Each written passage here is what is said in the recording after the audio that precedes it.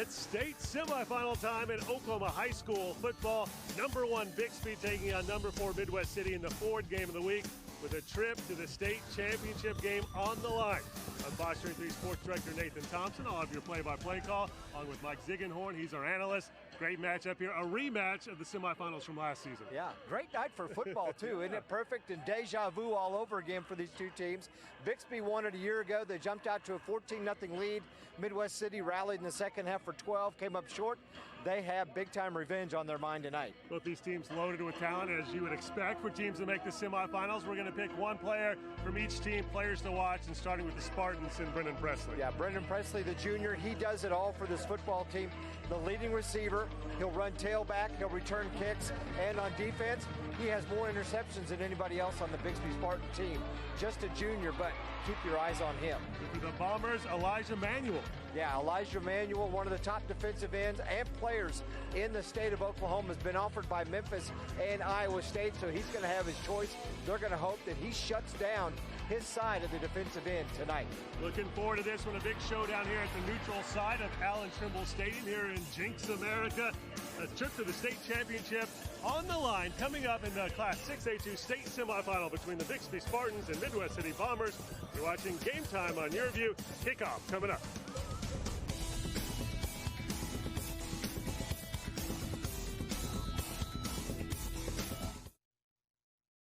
Game Time on YurView is brought to you by your Oklahoma Ford dealers, the best in Oklahoma. Airco, the company you know. Tulsa Tech, for your future success, go to tulsatech.edu. And by Weoki Credit Union. Join us all fall long for some of the top high school football from around the country on Game Time.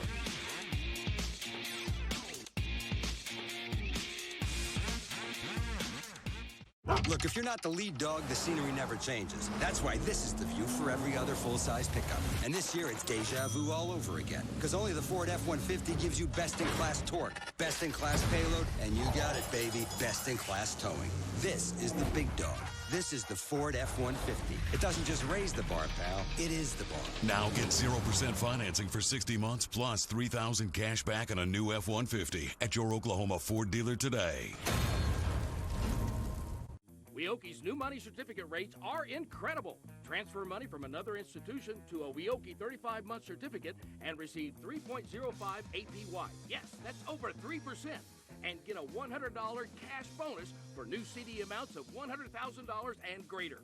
Open your certificate with new money at Weoki and start earning incredible rates. Federally insured, rate and bonus are for new money only. Other terms and limitations apply. Contact Weoki for details. Welcome back to Game Time on YurView. It's about time to get this one started, Zig. Class 6A2 state semifinals. Bixby taking on Midwest City. Playing this one on a neutral site since it's the semifinals. We're here at Allan Trimble Stadium in Jenks, America, and we are ready to kick this thing off. A little bit shorter drive for the Spartans and the Midwest City Bombers to get here tonight, but hey, the end result, who's ready to play football when they step out on the field? You take a look at Coach Hall and his staff pacing the sideline from Midwest City. Spartans lost their first game of the season against Jenks. Won every game since then. Trying to get back to the state title game. For the 5th straight year. How about that? That's pretty good. They won the first three state titles in Class 6A2. Lost in the finals to Booker T last season, and now trying to get back, as you said. That's a good way to start right there on a nice kickoff coverage. Let's take a look at the starting lineup for the Bomber offense. They score a lot of points at Midwest City. Corey Robinson, Reese Blasingame, Omar Esputin, Isaiah Marshall, Anthony Wright, Wesley Dedman, Kobe Washington, Jerome Brown, Brian Wilson, O'Shea Whiteside at running back, averaging 35.8 points per game. And a lot of the reason, of course, is because of the quarterback, Preston Colbert. Big-time player right here. Yeah, he's thrown for 2,200 yards this year, 29 touchdown passes, 4 interceptions. He's also rushed for 330 yards. Look out for him and the run-pass option for the Bombers tonight. We're going with the ground game to start this one off. Nice pickup by Whiteside for the first offensive play of the game. Let's take a look at the defensive lineup for the Bixby Spartans: Jake Savage, Talon Javersack, Aiden Haynes, Ethan Hall, Ryan Kerr, Brody Sarton, Noah West, Kate Cavender, Clayton Barber, Jordan Regan, and Brennan Presley, who we talked about before kickoff as a player to watch, only giving up 11 points a ball game, the Spartans defense. Boy, they've given up fewer points than any team in 6A Division II this year, 122. They've also scored the most points in Class 6A. That's a good combo, right? Unbelievable. That's why they've won 10 straight football games. And their only loss was to Jenks, who's playing in the Final Four of 6A1 tomorrow. Exactly. Let's take a look at Whiteside's rushing totals for the season. 352 yards. Look at that, almost 7 yards a carry. You like that statistic right there for the Bombers. First down for Midwest City after 2 straight Whiteside runs. And that's what he's averaging on those first 2 carries. Colbert back to pass, feeling the pressure. He can run it a little bit. Gets brought down after a gain of a couple yards. He was a little injured, had a knee problem earlier in the season, and they feel like he's really coming on and feeling fully healthy now. Noah West, one of the leading tacklers on this Bixby Spartan team, the senior from the linebacker position. Guys up front doing their job. Watch West just come into your screen right there. Say you aren't going anywhere. And yeah, you mentioned Colbert, what he does. He was a little bit injured last year, banged up this season, got back to full strength about week 7, and they feel the whole team is now fought off the injury bug. Quick pass complete. First down for the Bombers. Kobe Washington with the catch and a nice little juke move there to get rid of the tackler. Taking a look at his Brendan Presley missed the tackle, a nice move to elude him. Washington gets downfield. So first down and 10 now at the 36-yard line. 25 catches for 371 yards. 0-0 here in the 4th game of the week. In the state semifinals and back to the ground game. Whiteside hit immediately by a couple of Bixby Spartans there. The guys up front doing big work. Hayden Haynes, number 53. Plays D-line and offensive line, 6'3", 230 pounds. And that's what, you see Bixby a couple of times this year, like I have, Nathan. They don't miss a lot of tackles. When you make contact with them, they're wrapping you up and taking you to the turf. 2nd down and 10. Colbert taking it himself, but again, that Spartan defensive line, no holes to run through there. Ethan Hall, Ethan Hall pulled it in. Also a guy who plays offense and defense, and he's up there in tackles too for Coach Lauren Montgomery, who's at Bixby in his 9th season. Used to coach on this field, learned under Allan Trimble a number of years, and took the head coaching job at Bixby and has done great things with the Spartans. 3 state titles in those first 8 seasons. We'll see if he gets a 4th this season. That's a pretty nice ratio right there.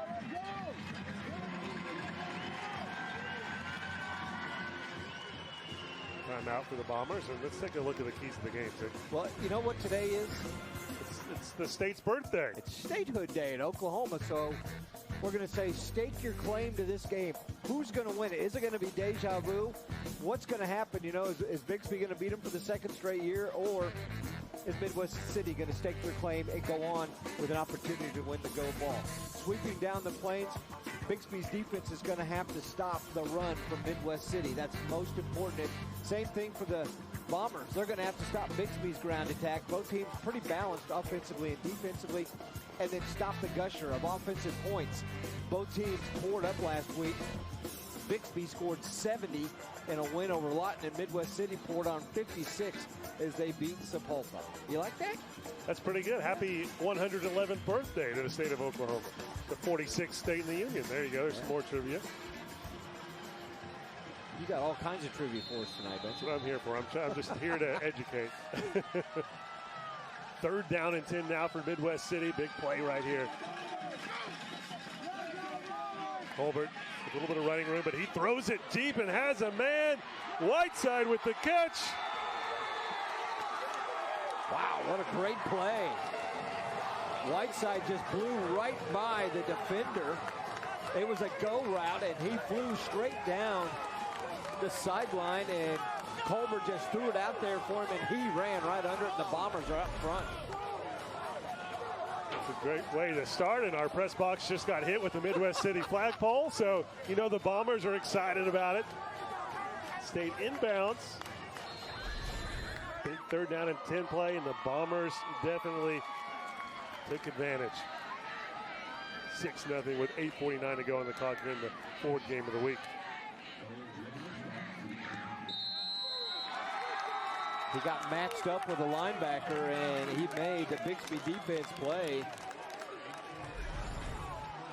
They made him pay on this one. And you see Culver just looking plenty of time.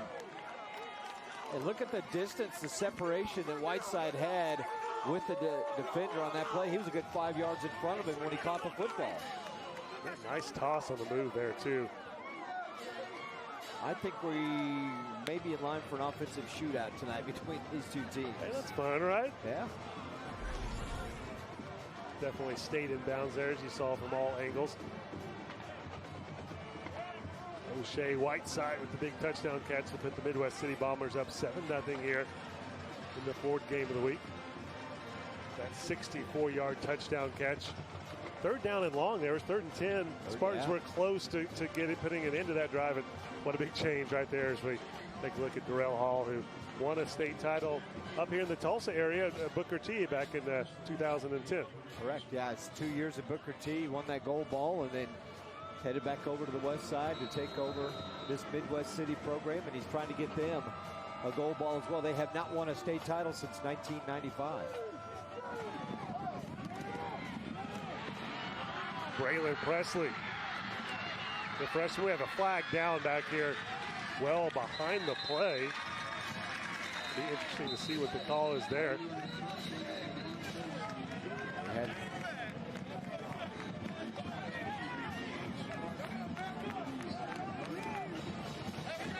Let's take a look at the call here.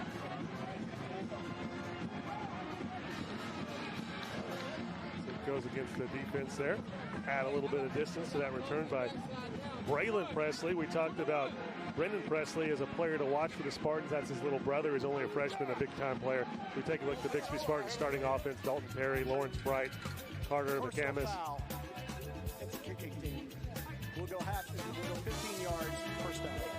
Kobe Williams, Noah West, Ryan Kerr, Kate Cavender, Brendan Presley, Devin Holt, Braden Roller, normally the starter for the Spartans. He's been battling the flu, so Brendan Presley's little brother, Braylon Presley, who just had that return, he will start at running back.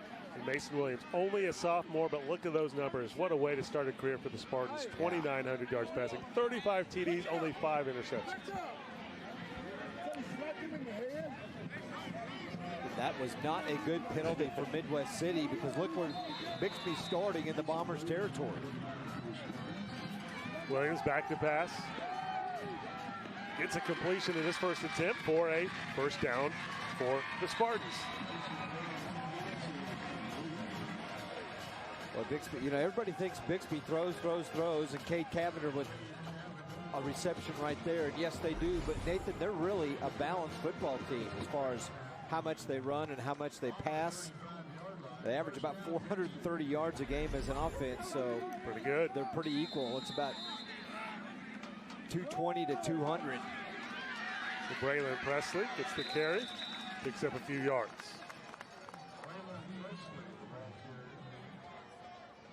It's kind of a family tradition to get to play here for the Spartans as a freshman, as his older brother, first time he touched the ball for the Spartans as a freshman, he returned a kick for a touchdown. Quick pass. They will not waste any time. They'll get that offense clicking. Clayton Barber with the catch there for a couple of yards. Going to bring up third down, ball at the 30-yard line. 4 yards to go for a Spartan first down.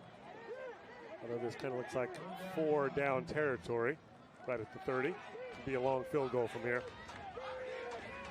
Yeah, the kicker's only kicked 2 field goals, 2 for 2 on the season. Faking the reverse, but Presley keeps it himself. Did the 2 Presley brothers crossing pass there, but older brother kept it and got the first down. Younger brother's going, hey, why didn't you pitch me the ball? But you look at it here, and he really had no intent. Now, you kind of looked at him a little bit, but if he was going to pitch it, it probably would have been in his other hand to be able to give him a better shot at catching him. But mark that play. They may see something where they could use that one later in the game. Presley gets the ball right here and brought down right at the line of scrimmage. Their older sister runs track at Ole Miss, and then they've got a younger brother who's also a really good athlete. Very athletic family, and you know, you talked about it, what Brennan did a couple of years ago when he was a freshman. First time he touched the ball, took it to the house. 2nd down and 10 now. Direct snap to Brennan, and Brennan gets past that first tackler, showing some tough running along with his speed. Well, he's just so quick and elusive, and it's hard to bring him down. He knows he's got good vision and knows where to go and follow his blockers. Bixby offensive line started the season very young, Nate, but they've really meshed and grown together. So 3rd down and 1 now. Another direct snap, this time not to a Presley, but to Cade Cavender. Good for a first down. Really mixing it up. Lauren Montgomery, you know, when we talked to him, we found out that Roller wasn't playing. I says, that changed your offensive game plan at all? And he said, well, I don't know. He started talking about all these things they're going to do, and he said, but no, it doesn't really change our game plan. But you can see, I mean, they've already, you know, they're mixing some things up, running some different plays. 1st down and goal for the Spartans. Williams with the pass to Cade Cavender. And Cavender doesn't get a whole lot right there. Defended well that time by Midwest City. They were not fooled on that play. Cavender caught it, you know, running in the flat, and as soon as he turned upfield, the Bomber defense right there waiting on him. So 2nd down, ball at the 7-yard line.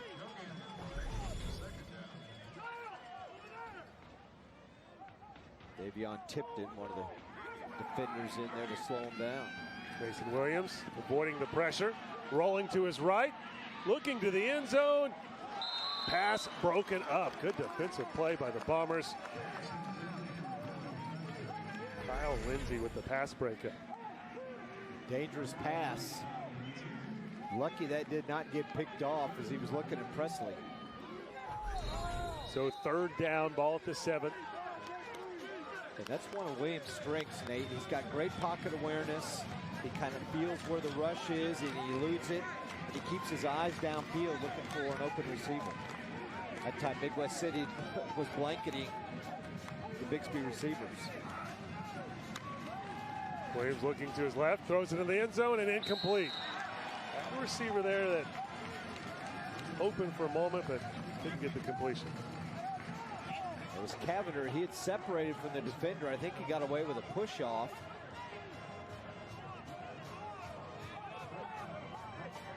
It's going to bring up 4th and goal, and the kicker is out. Reese Vernon. Be a 24-yard field goal.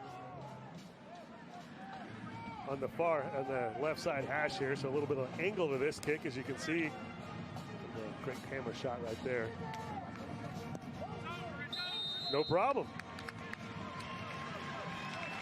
Field goal for the Spartans, but Midwest City still on top. 7-3 here in the first quarter of the 4th game of the week. We'll be right back with more Game Time on YurView coming up.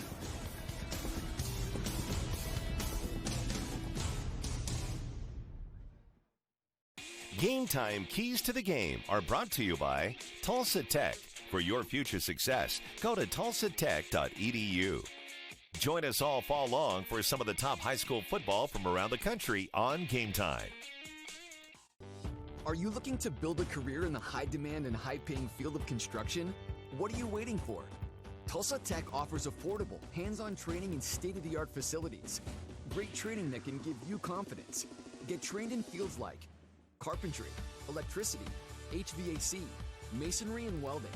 To learn how Tulsa Tech can help you make your own path to a successful career, call 918-828-5000 or visit tulsatech.edu. You're watching Game Time on YurView. For more in-depth coverage of the top players around, recruiting updates, behind-the-scenes access, and more, check out YurView.com.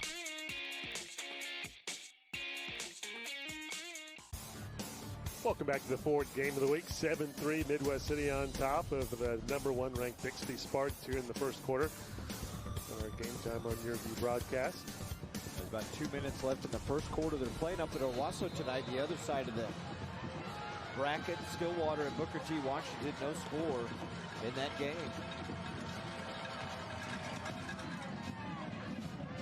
Kickoff goes right into the end zone. That's what you like to see if you're a Spartans head coach. Yeah, Coach Montgomery talked about that as one of his keys prior to the game, is we've got to kick the ball in the end zone. Reese Vernon had done that early in the season. As the season wore on, maybe got a little bit of a dead leg and wasn't kicking it as far. So it's important for Coach Montgomery to say, hey, we don't want them returning any kicks. And he's got to be happy with him kicking it that far. Yeah, look good there. And absolutely no wind. Just if you take a look at the American flag right now, straight down the post. So shouldn't be much of an issue in this game. Some of the Bixby fans here tonight, they brought a decent crowd over, and so did Midwest City. As you can see, there's your flag. Bombers with a little end around, and that goes for some nice yardage. Brian Wilson with the carry. They're just so patient running the football. Just that fly sweep, I guess, as I like to call it, is he's just looking for some way to get outside and almost breaks the tackle of Jordan Reagan. He needed one of those tearaway jerseys, right? Yeah.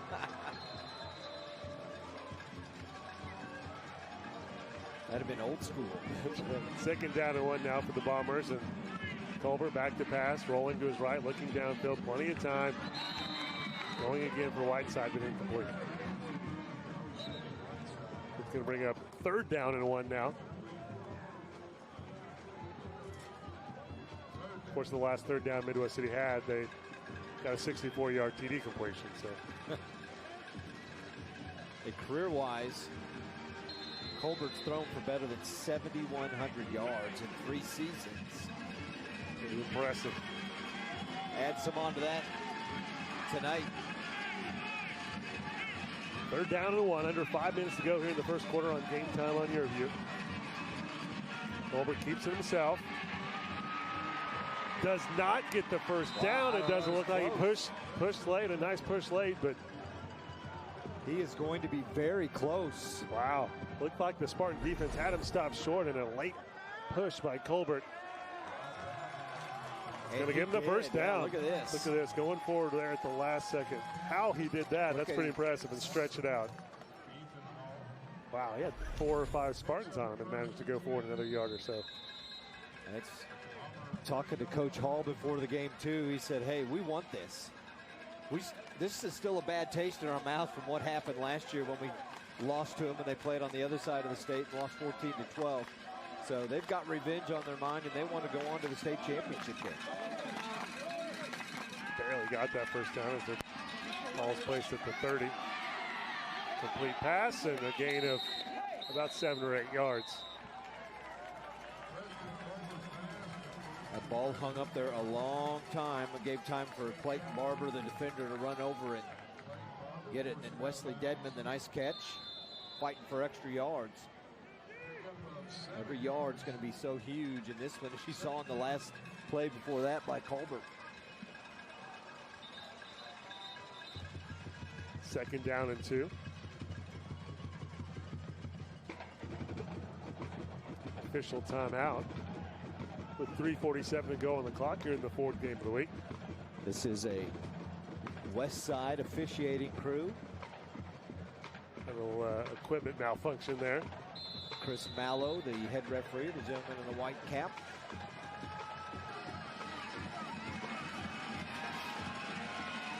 Second down, 2 yards to go. Under 4 minutes left in the game, in the first quarter.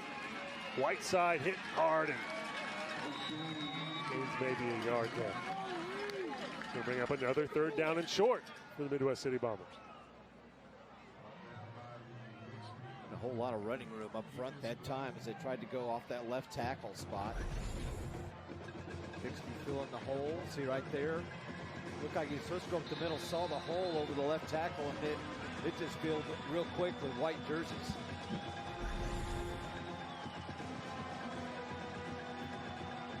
Here's Midwest City, third and short again. 1 yard just past the 40-yard line. 2 receivers for Colbert. Again, he keeps it himself. All kinds of running room. Straight up the middle. Preston Colbert inside the 30, brought down at the 22-yard line.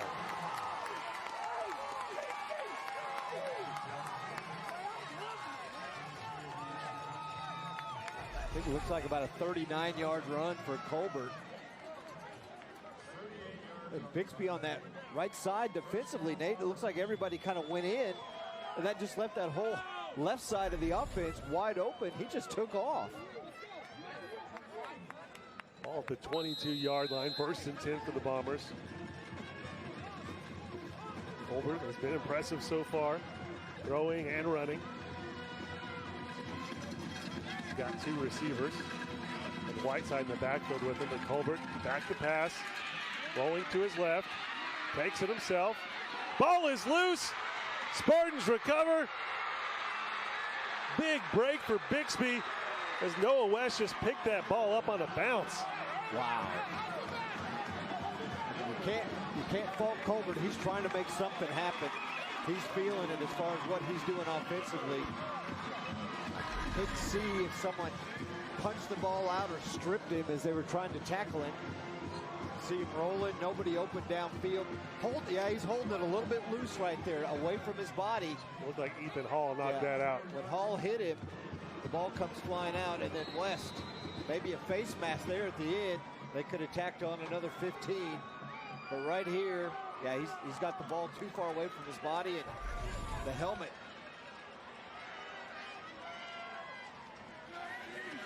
Came in and hit the ball away. 1st down and 10 now for the Spartans. Bixby trying to turn this turnover into points, but we have a false start on that play.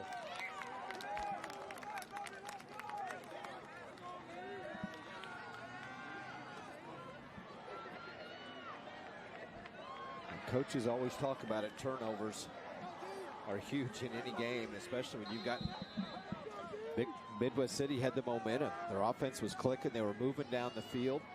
They'd started at their own 20, so they got into the red zone of Bixby when the ball was fumbled out. Got a chance to take a 2-score lead right there as David Presley with the carry. Another flag comes flying in late.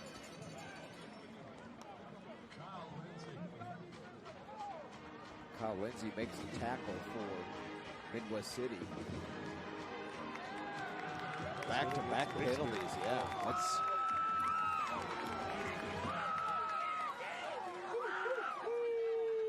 Takes it back to the 21-yard line. Gets the offense. Replay 1st down. So it's 1st and 23 now for the Spartans. They have to get out to the 44-yard line. Ball's at the 21. Not really how you want to capitalize after a turnover.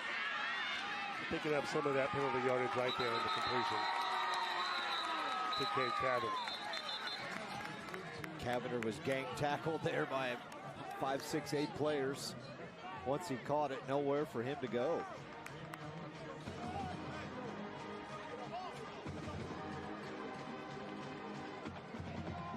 So that gets it out to the 27-yard line. Gain of 6.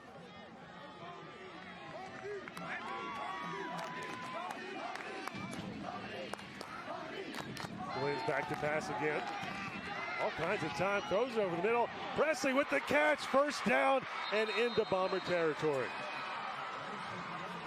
Brennan Presley, the player to watch. Unbelievable. He got right in the middle of that defense. Nate, you look downfield, Williams saw the same thing. It's like, hey, he's running free. He's right in the middle of 3 defenders and a great catch. He's the leading receiver on this football team for a reason. And they are quickly back to the line of scrimmage. This time it's Braylon Presley with the carry. Gets it to the 31.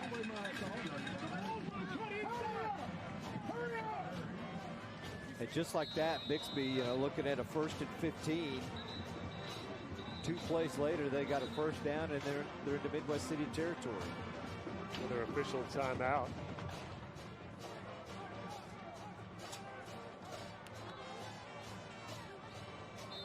And we're back. Spartans really taking back the momentum after almost falling down by 2 scores. Got the turnover. Trying to turn it into points. Mason Williams deflected at the line of scrimmage. That should be incomplete. They'll bring up 3rd down. It's going to start up front. Looked like it might have been Elijah Manuel, the one who slapped that ball away. Yeah. Being held, got through the hold, and still got his arm up to deflect the pass. Not bad, right? That's why there's some colleges that want that guy on their team. They do. Iowa State, Memphis looking at him. They've offered him. Coach Hall said, we're asking him to shut down his side of the ball tonight. Braylon Presley breaks it outside, gets the first down. Boy, he's as quick as a hiccup, isn't he? He just dancing around and fighting for yards and making guys miss. Look at this. Right there. Missed tackle there. And then finally somebody grabs him from behind. Samuel Sissons throws him down. Another carry for Presley. Fighting hard and hit hard, but Coach Montgomery said he may be young and a little short there, but he is strong also, Braylon Presley. He is at 5'9", 140 pounds. He's going to have to absorb some contact tonight with Roller sideline with an illness. See if we get one more play snap here with 5 seconds left on the clock here in the first quarter. And I don't think that's going to happen. That'll do it for the first quarter of the fourth game of the week. Midwest City on top of Bixby 7-3, but the Spartans are driving. More game time on YurView when we come back.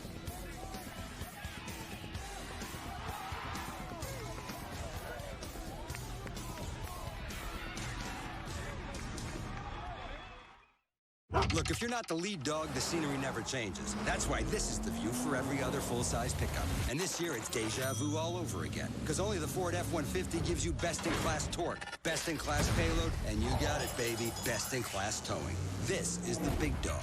This is the Ford F-150. It doesn't just raise the bar, pal. It is the bar. Now get 0% financing for 60 months plus $3,000 cash back on a new F-150 at your Oklahoma Ford dealer today. Weoki's new money certificate rates are incredible. Transfer money from another institution to a Weoki 35-month certificate and receive 3.05 APY. Yes, that's over 3%. And get a $100 cash bonus for new CD amounts of $100,000 and greater. Open your certificate with new money at Weoki and start earning incredible rates. Federally insured, rate and bonus are for new money only. Other terms and limitations apply. Contact Weoki for details. Winter's just around the corner, so it's a great time to replace your furnace before you need it most. A planned replacement can save you thousands of dollars while improving the comfort and efficiency of your home. Don't get caught in the cold. Call Airco Service today. The company you know. No one thinks about their water heater until it fails. At that point, you have a huge mess on your hands with water damage everywhere. And this is the time of year your tank works the hardest. Right now, you can save big on a new high-efficiency water heater. Call Airco Service. The company you know. Welcome back to the fourth game of the week. Hey, it's not that cold. If you're that age, it is. Doesn't look too happy to be at the game. That's a protective mom. Doesn't want baby to get sick. First play of the second quarter for the Spartans, trying to take the lead here in the fourth game of the week. And Braylon Presley pops it outside, gave up some ground in order to gain some ground, knocked out of bounds. It's just It's just great. It's fun to watch somebody run like that because you just think, okay, what's he doing? There's nowhere for him to go, and he ends up getting 5 yards, making something out of absolutely nothing. Should have been stopped. Look at that, 3 defenders right there. Had them all dead in their tracks, and they all stopped.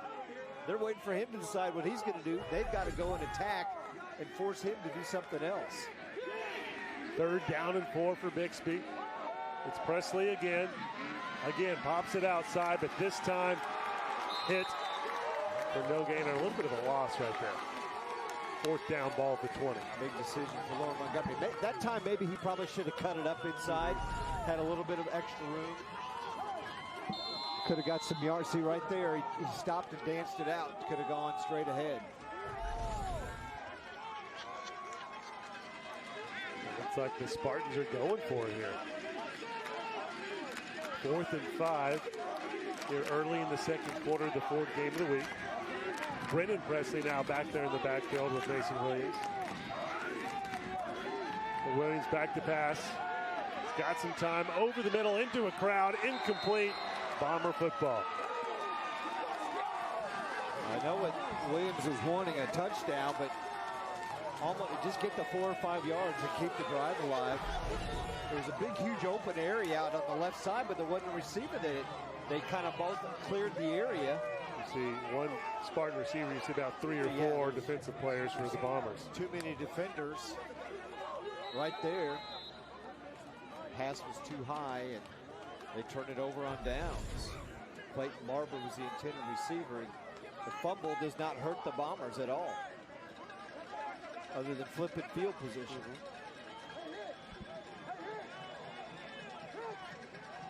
Big stop by the Midwest City defense.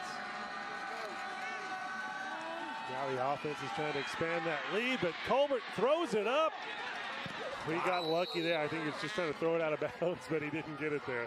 Dangerous pass. Bixby brought the blitz, something they did quite a bit of a year ago in this football game. And they feel comfortable with the guys they have in the secondary that they can cover. So there'll be times that they bring the blitz and put the pressure on Preston Colbert. And you're right, you said lucky. That's one of those passes that sometimes gets picked off because he's throwing it. Yeah, if that's picked off, it could be a touchdown for the Spartans very easily. 2nd down and 10 now for Midwest City.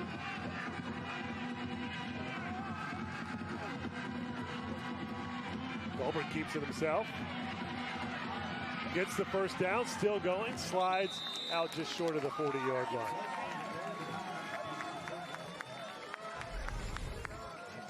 Give him almost 18 yards. He's just waiting for the Bixby defense to commit and do something. And when they committed to what they thought he was going to run inside, he just bounced it out and got right around him. 1st down and 10, ball at the 38-yard line. Spartans have had a tough time slowing down this Midwest City offense so far, except for the turnover there, but they were driving deep into Spartan territory when that happened. This pass complete and plenty of running room. Brought down, though, just past the 25-yard line. Nice catch by Brian Wilson. Made that first defender miss, and he was just turned on the speed after that. Well, Bixby knew what play they were running. The defenders, look, they're right there with him. Only a great block on the outside to spring him. Levi Cooks with the block, and it was off to the races at that point. Brody Sarton saves the touchdown. Ball now at the 21-yard line for Midwest City. Colbert over the middle, incomplete. The pass was there, but just couldn't hold on to it. Kobe Washington.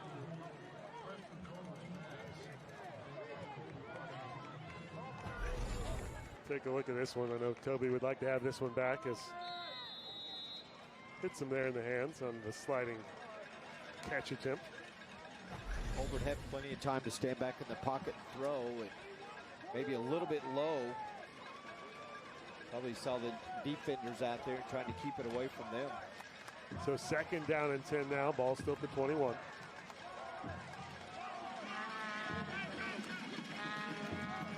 Whiteside with the carry up the middle. Gets out close to the 15-yard line. Bring up 3rd down for Midwest City. We go under 10 minutes on the clock here in the Ford game of the week. You're watching Game Time on YurView. Midwest City up 7-3 over Bixby. The Bombers trying to add to that lead with 4 receivers now in the formation for Preston Colbert. There's O'Shea Whiteside in the backfield with them, but Colbert is throwing. Another, what should have been a completion. Again, though, this one, Kobe Washington drops it. 4th down now for Midwest City. Yeah, now what do you do if you're them? And again, I think you're probably going to have to go for it in these situations. You want to put the pedal to the metal and put some pressure on Bixby. Bixby team that's been to the 6A Division II and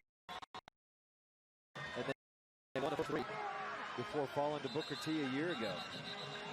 Now we have a timeout by Midwest City. I know the Bombers were just inside the red zone of Bixby a minute ago, turned it over with the fumble. You're inside the 20 here again. Do you want to try to turn it over on downs here or go for the field goal is the question. Take a look at the Class 6A2 football bracket. Booker T on top. Of course, these are in progress scores. Booker T on top of Stillwater 14-0 there. Of course, here Midwest City over Bixby 7-3. Now, last year, it was Bixby and Booker T in the finals. That was a classic that the Spartans led most of the game before Booker T came back to win that one. But could have a rematch there, or Midwest City and Stillwater. I have something to say about that first. Yeah, I mean, Stillwater, one of the higher scoring teams in the state, with Gunnar Gundy at quarterback, the lefty. And the Hornet defense, very solid. You know, we saw about midway through the year against Bixby, they looked a little just discombobulated and out of sorts, but on offense mainly. On offense, yeah, their defense was pretty good against Bixby, but I think they've meshed and they found a quarterback, a freshman that's playing for them, and they've gotten things together.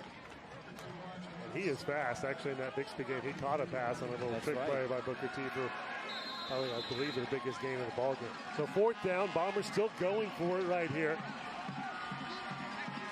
Colbert again has 4 receivers and Whiteside in the backfield along with him.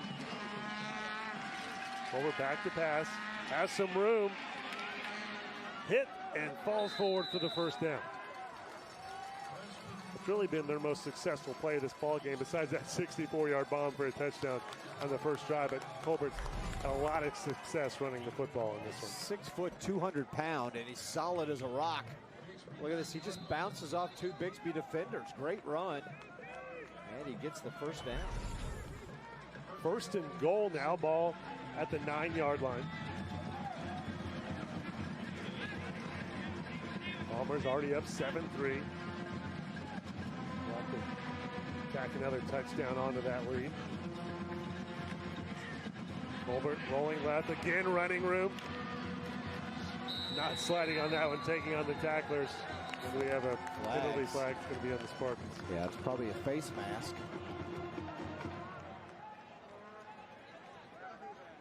Couple of flags down there. They didn't miss that call.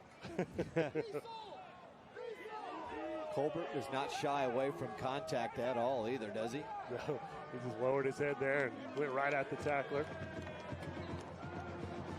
Get the official call right here from the referee. Personal foul, late hit against the defense. We'll go half the distance. 2nd down. Now with the call. Now 2nd down and goal, ball for 2.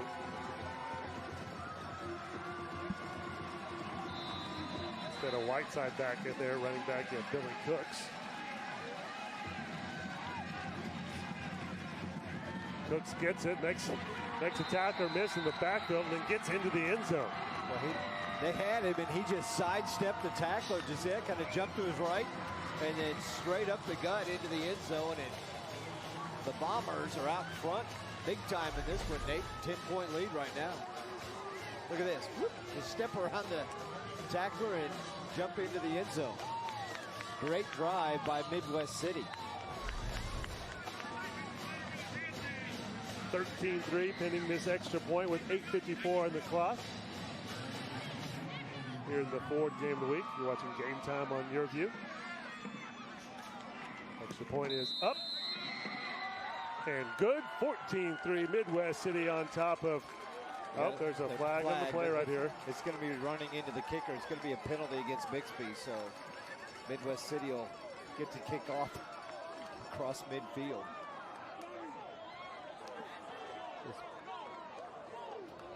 Been a great start to the ball game for the Bombers and Lauren Montgomery's crew, trying to figure things out here, falling behind 14-3 here in the second quarter of the fourth game of the week.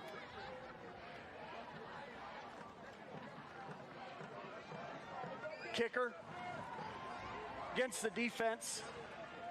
The 5 yards will be enforced on the subsequent kickoff. Try is good. So 5-yard penalty on that, running into the kicker. I thought he was going to call a 15 the way he threw the flag. Take another look. I can go along with that call. Yeah, it's always dangerous, so when you're diving at a kicker's feet, and that's why they try and protect them. PAT was good. Last year's game was a tale of two halves. Bixby dominated the first half. Midwest City dominated the second half. There was a controversial call on a potential fumble punt that went Bixby's way and allowed them to kind of hang on and win the football game.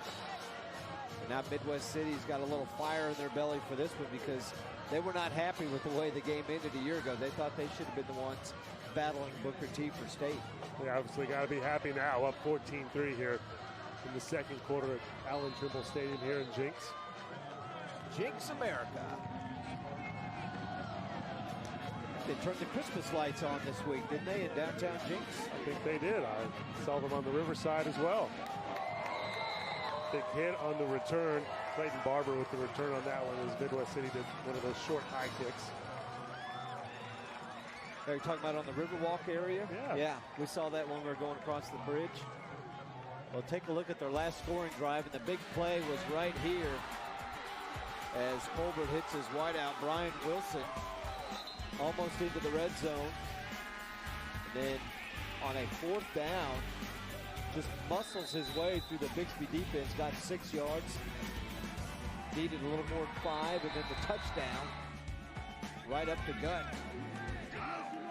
So they've got an 11-point lead. Big time possession for the Spartans right here, but not starting off well as Braylon Presley hit for a loss in the backfield. Big penetration by the defensive line of the Bombers there. Presley, nowhere to go. Yeah. 3 or 4 guys in the backfield. 3 defenders in the backfield that time for the Bombers. And right now, they're just outplaying Bixby at all phases of the game. That moves the ball back to the 26-yard line. Second down and 14 with a little more than 8 minutes to go here in the first half of the fourth game of the week.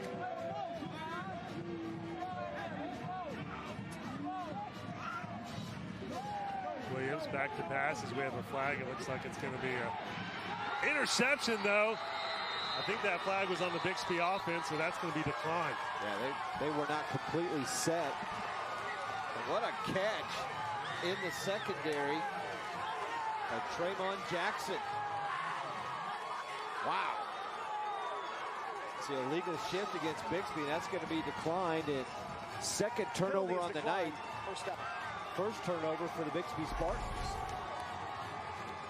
You see right there, Presley not set long enough before the snap of the ball. That's what the flag was for, and of course Midwest City's going to decline it. Only the 6th interception all season for Mason Williams with 35 touchdown passes, so a rarity right here for the sophomore quarterback and a big play by Jackson.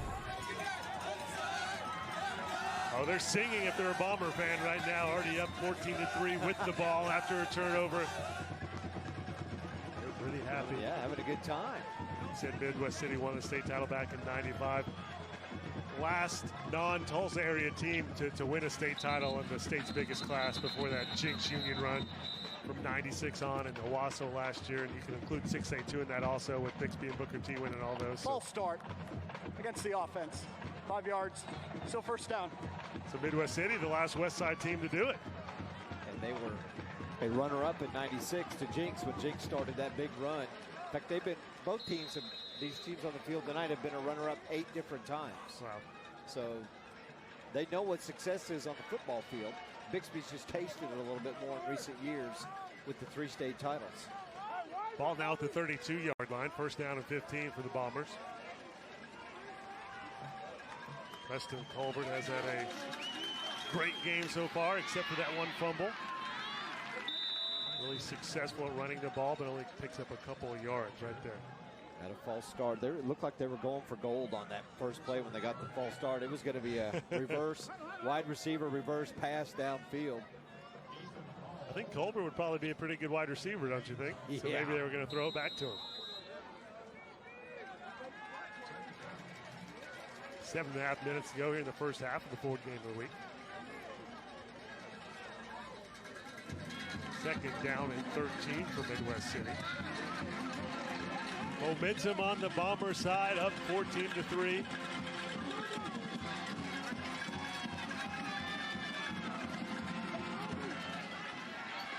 Colbert buying time at his feet. Again, taking on those tacklers. And who's still on their feet? It's Colbert. the quarterback, yeah. He's still up. The defense was laying on the ground. He's still on his feet. Well, Bixby's going to have to figure out something because they're getting to him. But right as they're about ready to get to him, as you see him take Presley down, he's taken off. And then the linebackers are not home, so he's picking up 7, 8, 9 yards. 3 receivers on the right side of the formation for Preston Colbert. He throws it to the left, incomplete. Going again for Kobe Washington. May see our first punt of the night. Colbert had him. Just off his fingertips, led him a little bit too much. This will be the only drive the Spartans stop besides the turnover. First time, as you said, Midwest City's had to punt the ball away. Got Brayley Presley back to return the punt alongside of Clayton Barber for the Spartans.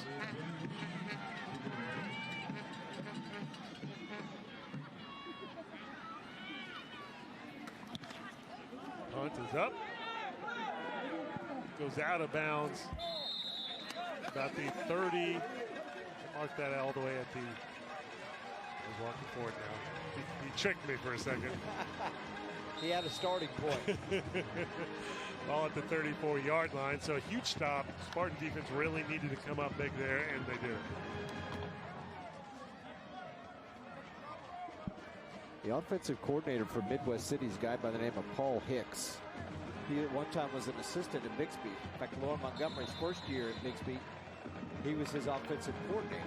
Then he went across the state and was the head coach at Moore for a couple of years, and then joined Coach Hall here at Midwest City. So he knows what the culture at Bixby is. And he's been dialing it up here in the first half tonight. Presley again, nowhere to go as he's brought down by a couple of Bomber defenders once again. He had a lot of success running the ball early on there in the first quarter, but the last drive in this play right here, nowhere to run for the freshman. Elijah Manuel in on the tackle that time, along with Captain Barry, number 55. As the guys up front for Midwest City are holding their own against this Spartan offensive line. That was a loss of 2 yards. Bring up second down and 12.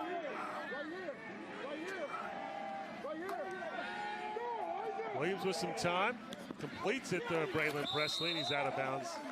Gets to the 37-yard line. Gain of 5. Midwest City did something interesting that time. Right before the snap, all the defensive linemen stood up and backed off. And then as soon as the ball was snapped, a couple of them rushed in. One of them hung back and then took off toward the quarterback. And it looked like it almost confused Bixby as far as what they were doing.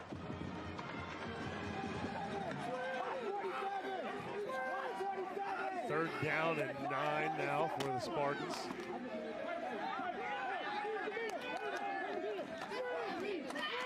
Casey Williams looking to the sideline for the call. Rolling to his left, looking downfield, throws it deep, wide open.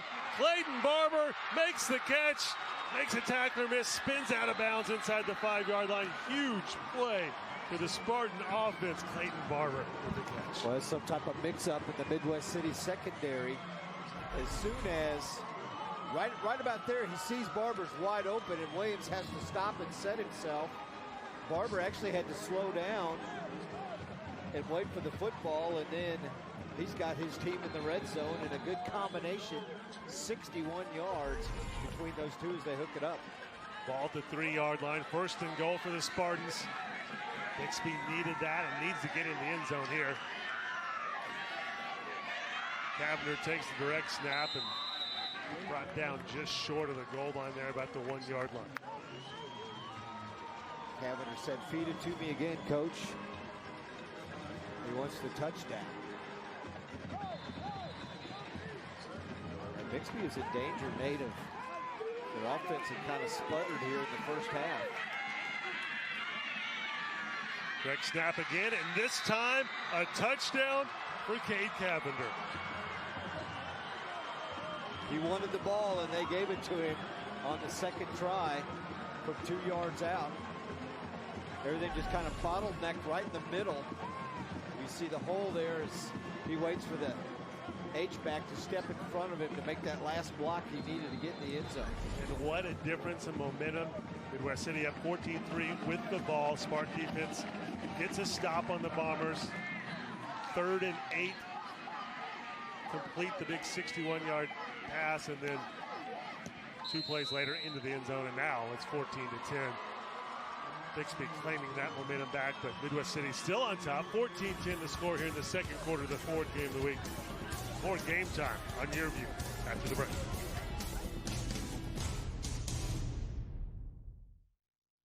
You're watching Game Time on YurView. For more in-depth coverage of the top players around, recruiting updates, behind-the-scenes access, and more, check out YurView.com. Are you looking for a career where you can work anywhere and even travel the world? Do you have a passion to work with people, plan events, or own your own restaurant? Tulsa Tech can help you build a successful career with exciting hospitality programs. Programs like culinary arts, restaurant and lodging management, and event planning.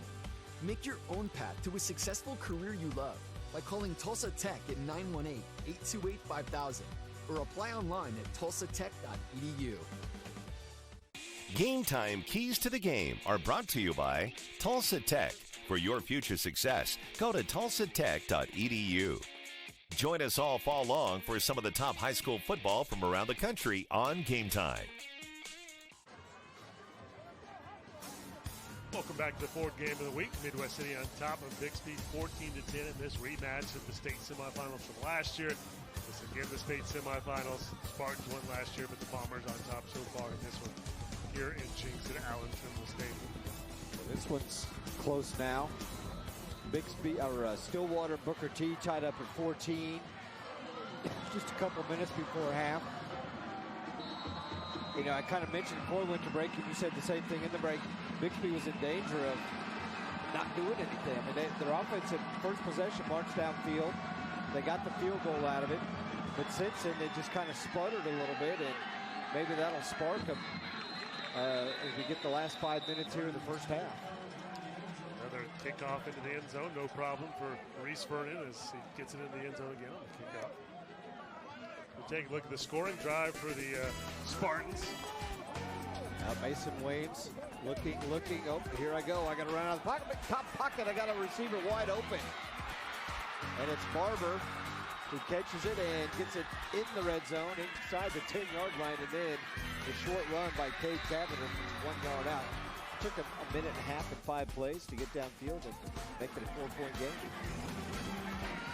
Midwest City will try to answer back now with under 5 minutes to go in the first half. We're on Game Time on YurView. Preston Colbert. Got a receiver a little bit behind him, and Brian Wilson took a big hit there. Wow, by Cade Cavender. He let him have it.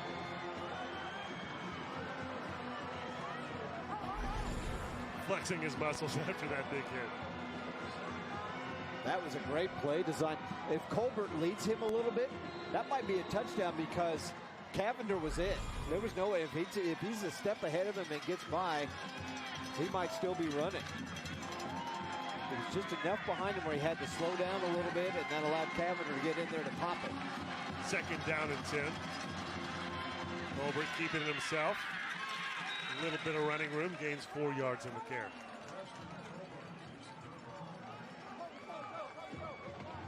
Colbert rushing tonight, 82 yards, and a couple of big runs on third and long, or third, and fourth and long.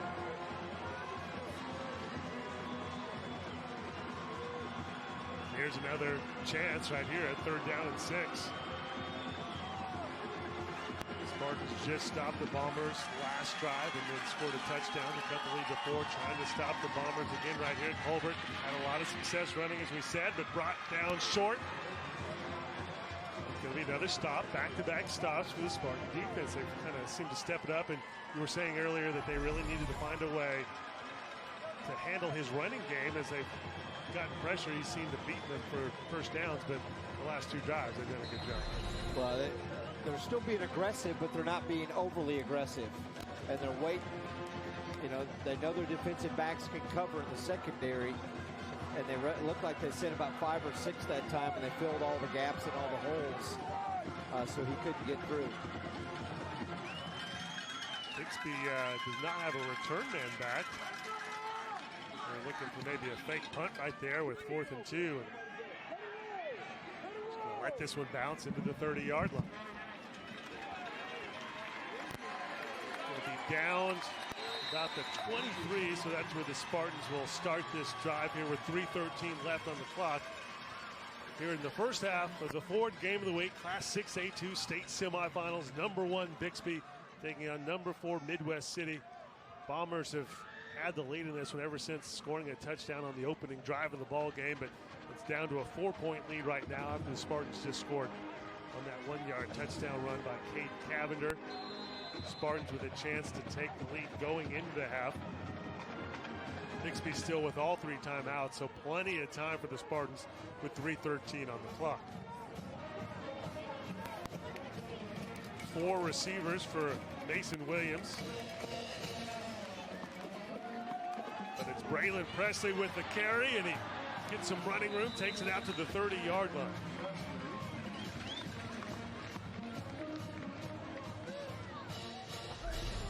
Freshman is getting an extra workload in this game because Braden Roller out sick with the flu, not playing in this one. Roller is the normal starting running back, but Presley has been getting a lot of carries even before this game, even before Roller was sick. They've kind of split duties back there in the backfield. Mason Williams, ball is caught by the defender. Inbounds. Another interception from Mason Williams. This time, it's Nolan Mewes with the interception.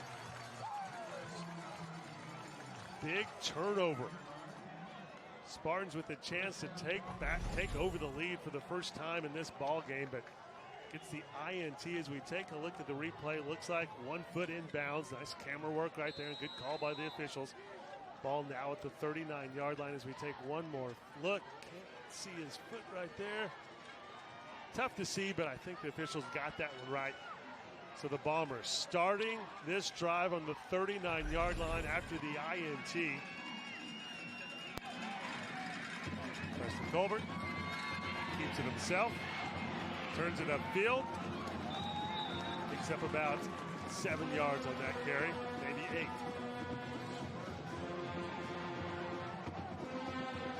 Bombers on top, 14-10. 2:20 on the clock. Midwest City with 1 timeout left here in the first half. Colbert hands it off. A lot of running room for Whiteside. He's brought down just past the 30, but barely short of a first down, so it's going to be 3rd down and 1. Midwest City taking its time. Just under 2 minutes left on the clock. Ball at the 30-yard line. Spartan defense has had 2 consecutive stops against this Midwest City offense, but need another one to try to keep some of that momentum. Colbert Rolling right. Gets another first down zig with his feet. Been doing it all game long so far. I mean, that was 3rd and short. He had to go about 25 or 30 yards to pick up that yard, but he definitely got it. He's just so elusive.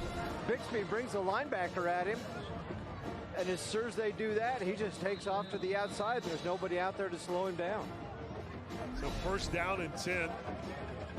1:27 on the clock. One timeout for Midwest City. The Bombers up 14-10 over top-ranked Bixby. Preston Colbert back to pass. Steps forward into the pocket. Incomplete pass. Second down and 10. He's lucky that one wasn't picked off, just like Williams' pass got picked off a couple of plays ago. Tipped up in the air as he's trying to hit a receiver crossing the field. Jordan Reagan with the coverage there. Going to bring up second down and 10 with 1:22 on the clock. Ball at the 25-yard line. Midwest City has led this entire first half after scoring on its opening drive. Colbert gets the completion at the 20. Ball inside the 15-yard line. Wesley Dedman with the catch. Nice move. He kind of forced the defender downfield and then came back to catch the pass and was able to pick up some more yards to get a first down, another one for Midwest City. So that puts the ball at the 14-yard line. Coming up on a minute to go here in the first half of the 4th game of the week. Colbert, all kinds of time. Finally, going to be brought down for a loss, so there'll be some great coverage in the defensive backfield for the Spartans because Colbert had plenty of times they just couldn't find anybody. You got one of the Midwest City linemen down in the backfield. Hope it's just a cramp, but that was one of the few times Bixby brought some pressure at him and they were able to corral Colbert, not let him get any yards. In fact, he ended up losing yards on that play. Brody Sarton with the tackle. 46 seconds on the clock as Zig said we have an offensive lineman down on the field for the Midwest City Bombers. It's Josh Rollo, the senior, 6'2", 287. Actually, I'm sorry. Anthony Wright, the senior, 6'4", 331. He said hopefully this is just a cramp and not a serious injury. He's getting up right now, so that's good to see him. Going to be able to walk off under his own power. Hopefully, as Zig said, just some cramps for the big man. So second down and 14 now. Ball at the 18-yard line. Only 46 seconds on the clock here. Midwest City only has one timeout. And they wind the clock because the play was tackled inbounds. They're not running the clock for some reason. Actually benefited Midwest City, saving them about 6 or 7 seconds. Second down and 14 is Spartans. Bixby calls a timeout. They didn't like the way their defense was set up against what the Bombers were going to run offensively. That actually now it comes back and benefits Midwest City a little bit, gives them a chance to regroup and see what Coach Hall and his staff here, Coach Hicks, has for an offensive play on this 2nd and 14. Hey, Over the Middle podcast with host Jeremy Crabtree. Make sure you listen to this. Take a look at how recruiting is affected by coaching changes and a preview of Oklahoma's high school football playoffs. I was lucky enough to talk to Mr. Crabtree about Class 6A1, Class 6A2, and a little bit about Class 5A here in the state of Oklahoma. You can check that out at YurView.com.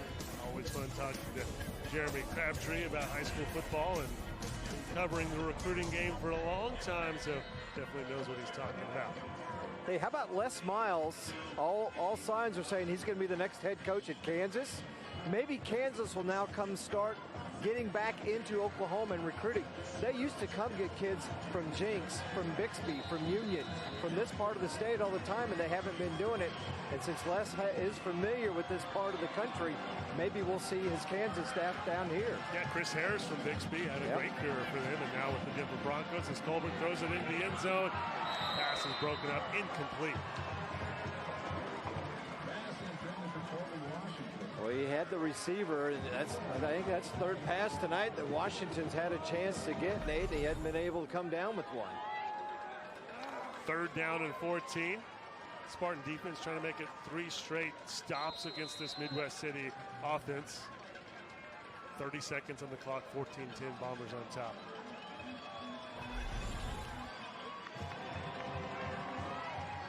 And a good one here in the Class 6A2 state semifinal so far here in Jenks at Allan Trimble Stadium. Preston Colbert looking to his left. Lots of time. Throws it into the end zone, but he's intercepted. Big INT by Cade Cavender, trying to return it and get some extra yardage, but he's going to be brought down at the 15. And another big stop by the Spartan defense, making 3 in a row for Bixby D against this Bomber offense. Colbert trying to force it in there, trying to make something happen. And Cavender was in the right place. Held his ground defensively, and he stepped right in front of the pass. 3 Bixby defenders there to defend that. Cade Cavender came up with the INT, and I imagine the Spartans will be happy to kneel it and run out the clock here with 15 seconds left and staying only down by 4. It could have been a lot worse after that interception by the Bombers on Mason Williams. And that's what Williams does, takes the knee, and that'll wrap up the first half here in the 4th game of the week. 4th-ranked Midwest City 14, number 1 Bixby 10. Here in the state semifinals, we're a half away from one of these teams earning a ticket to the state title game. Right now it's the Bombers on top by 4. Coming up here in the break, we'll have a Bixby Spirit performance that will show you that. We'll also take a look at some highlights from all the 4th game of the weeks from throughout the season, from week 0 all the way up to the first week of the playoffs last week. So you want to take a look at that. A lot of games here on Game Time on YurView. Fun to take a look back and remember some of the great plays and great performances over the season here. So we have a rematch last year of the Class 6A state semifinals between these two teams. Bixby won a low scoring win last year, 14-12, I believe, and right now it's Midwest City on top, 14-. The GigaBlast halftime show, powered by Cox, is brought to you by your Oklahoma Ford dealers, the best in Oklahoma. Airco, the company you know. Tulsa Tech, for your future success, go to tulsatech.edu. And by Weoki Credit Union.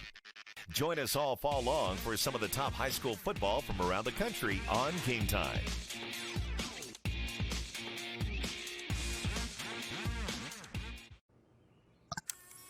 Good morning, Bella. Good morning. Are you ready? Yeah. 5 little monkeys. Yay, Bella! Hold still.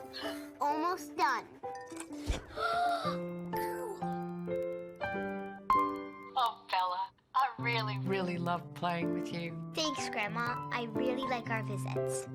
Whatever tech tomorrow dreams up, you'll be ready with GigaBlast. Future speed internet is here from Cox.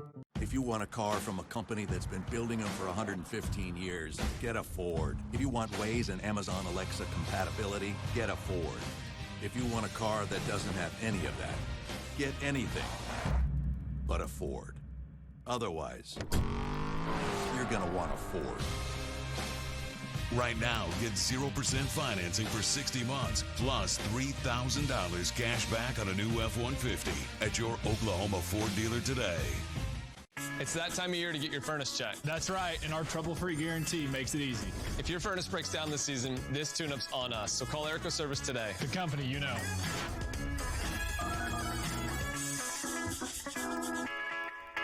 When Oklahoma weather causes the power to go out, you can be left in the dark. Keep your lights on and your furnace running thanks to a new whole home generator installed by Airco. And right now, save big on a new Kohler system. Call Airco Service today. The company you know. You're watching Game Time on YurView. For more in-depth coverage of the top players around, recruiting updates, behind-the-scenes access, and more, check out YurView.com.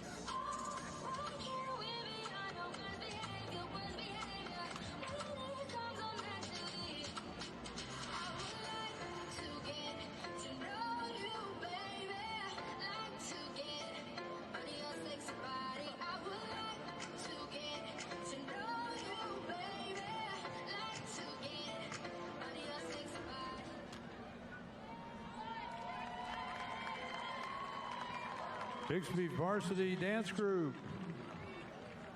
Performance by the dance group for the Bixby Spartans. We'll be right back with the Gigablast halftime show coming up here on Game Time on YurView. From the other 6A2 semifinal game.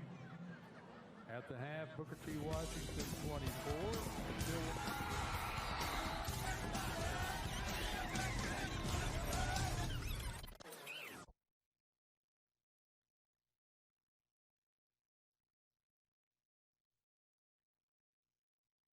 Look, if you're not the lead dog, the scenery never changes. That's why this is the view for every other full-size pickup. And this year, it's deja vu all over again. Because only the Ford F-150 gives you best-in-class torque, best-in-class payload, and you got it, baby, best-in-class towing. This is the big dog. This is the Ford F-150. It doesn't just raise the bar, pal. It is the bar. Now get 0% financing for 60 months plus $3,000 cash back on a new F-150 at your Oklahoma Ford dealer today. Are you looking to build a career in the high-demand and high-paying field of construction? What are you waiting for? Tulsa Tech offers affordable, hands-on training in state-of-the-art facilities. Great training that can give you confidence. Get trained in fields like carpentry, electricity, HVAC, masonry, and welding. To learn how Tulsa Tech can help you make your own path to a successful career, call 918-828-5000 or visit tulsatech.edu. Weoki's new money certificate rates are incredible. Transfer money from another institution to a Weoki 35-month certificate and receive 3.05 APY. Yes, that's over 3%. And get a $100 cash bonus for new CD amounts of $100,000 and greater. Open your certificate with new money at Weoki and start earning incredible rates. Federally insured, rate and bonus are for new money only. Other terms and limitations apply. Contact Weoki for details. It's that time of year to get your furnace checked. That's right, and our trouble-free guarantee makes it easy. If your furnace breaks down this season, this tune-up's on us. Call Airco Service today. The official service company of the Thunder. When Oklahoma weather causes the power to go out, you can be left in the dark. Keep your lights on and your furnace running thanks to a new whole home generator installed by Airco. And right now, save big on a new Kohler system. Call Airco Service today. The company you know. You're watching Game Time on YurView. For more in-depth coverage of the top players around, recruiting updates, behind-the-scenes access, and more, check out YurView.com.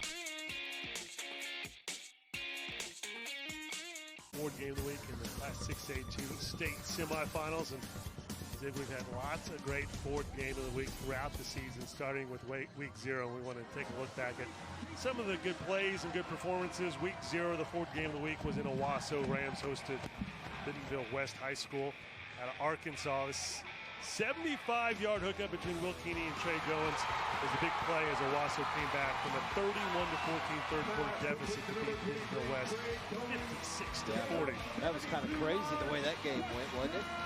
Yeah, Owasso kind of made a habit of falling behind in games early in the season and trying to come back.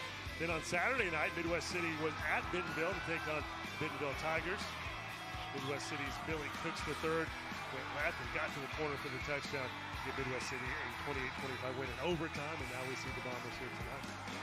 Yeah, it's hard to believe that was all the way back in August, and here we are a week before Thanksgiving, and they're still playing football. This is week 1 here, Deer Creek at Southmore. Southmore's Jaden Scott threw for 216 yards, but this 66-yard touchdown run put the game out of reach. Southmore won that game 26-10. Lots of good high school football throughout the season. That same week 1 on Friday night. Again, Owasso had a lot of Rams early on the season, as we should. They were the defending state champs, right? We went over to the hills of Arkansas as the Rams took on Fayetteville to play the Bulldogs. And Darius Bowers, big-time talent, on the rollout, finds a receiver downfield. Bo Stuckey, 73 yards for the touchdown, and Owasso suffered its first loss of the year, 45-31. Where the Rams fell behind, tried to come back, but couldn't pull off the comeback right there.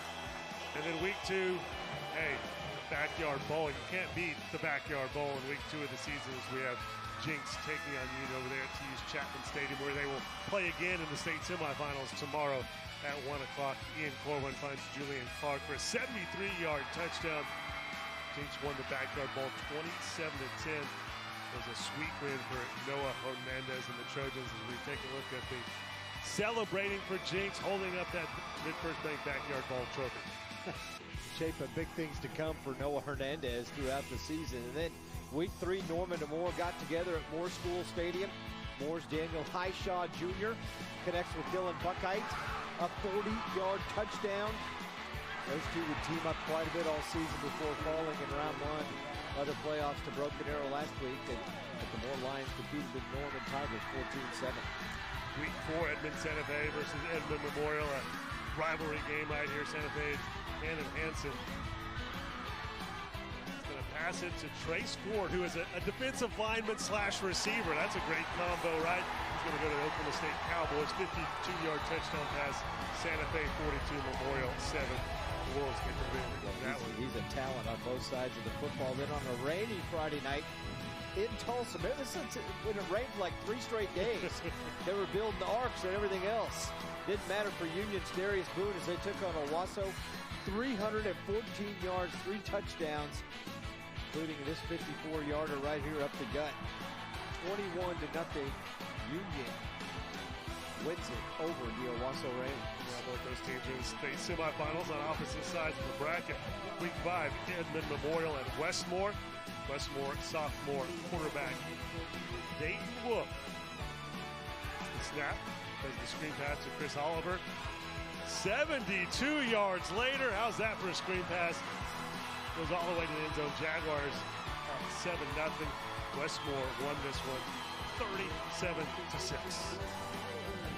And then Friday night, Booker T at Bixby, 2 teams that are playing tonight, but not against each other. They would meet in a key district showdown in week 5.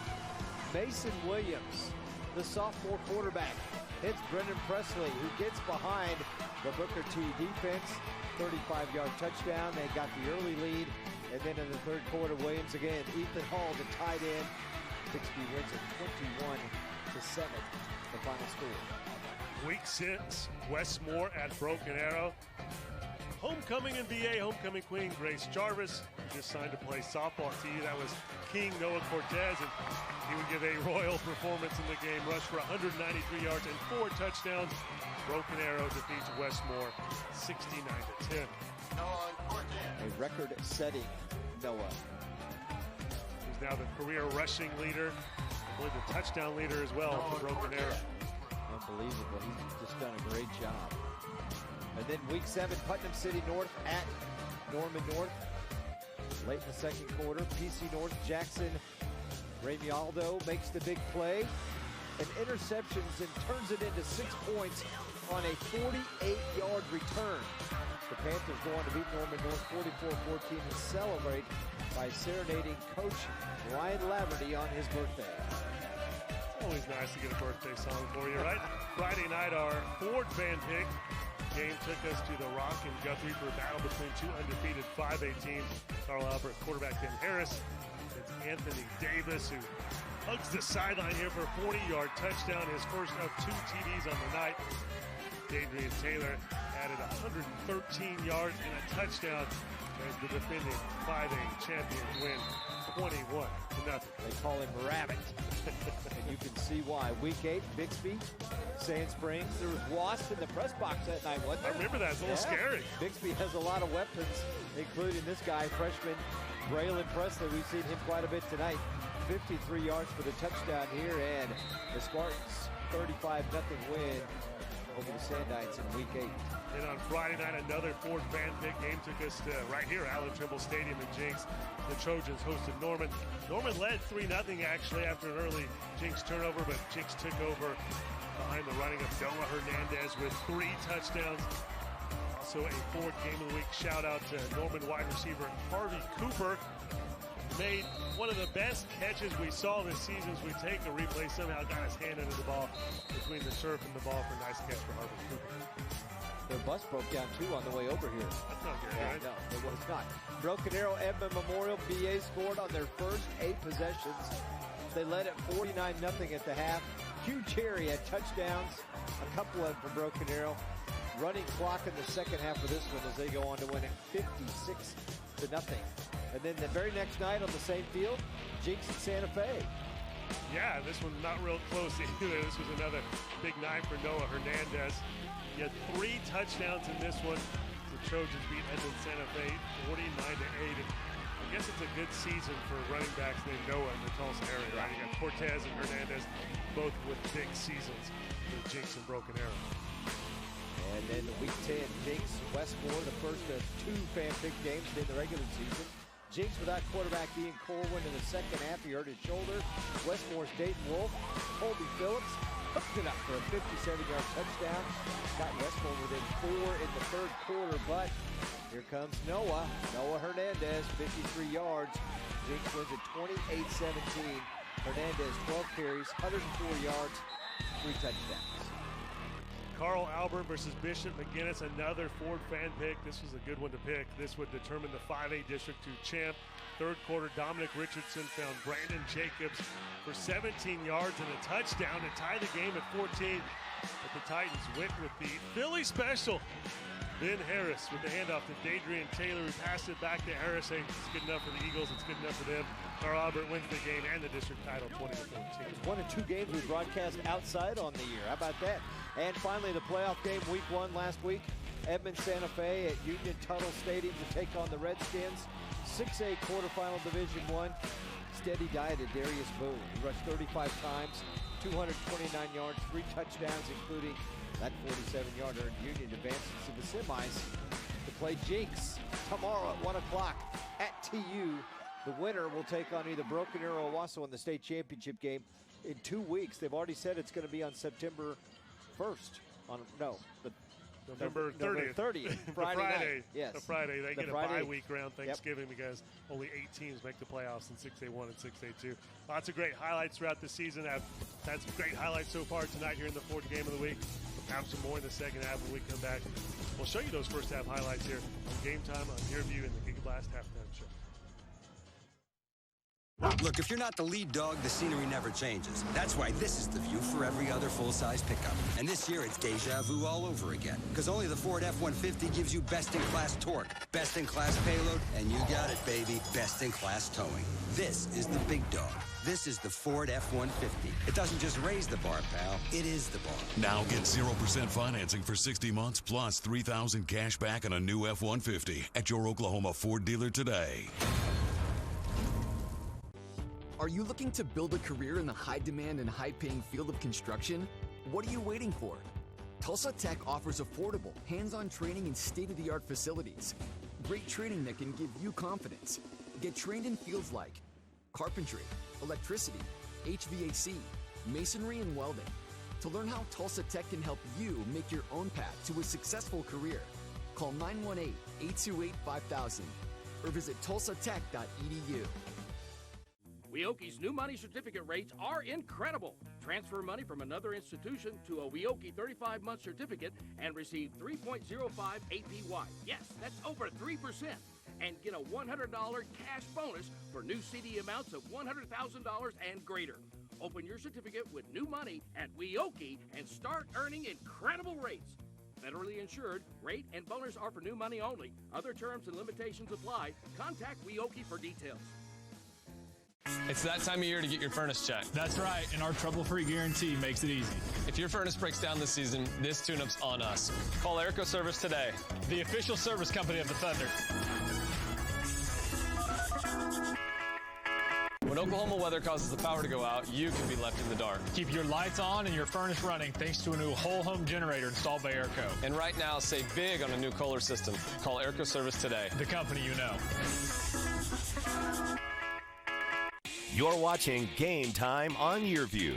For more in-depth coverage of the top players around, recruiting updates, behind-the-scenes access, and more, check out YurView.com.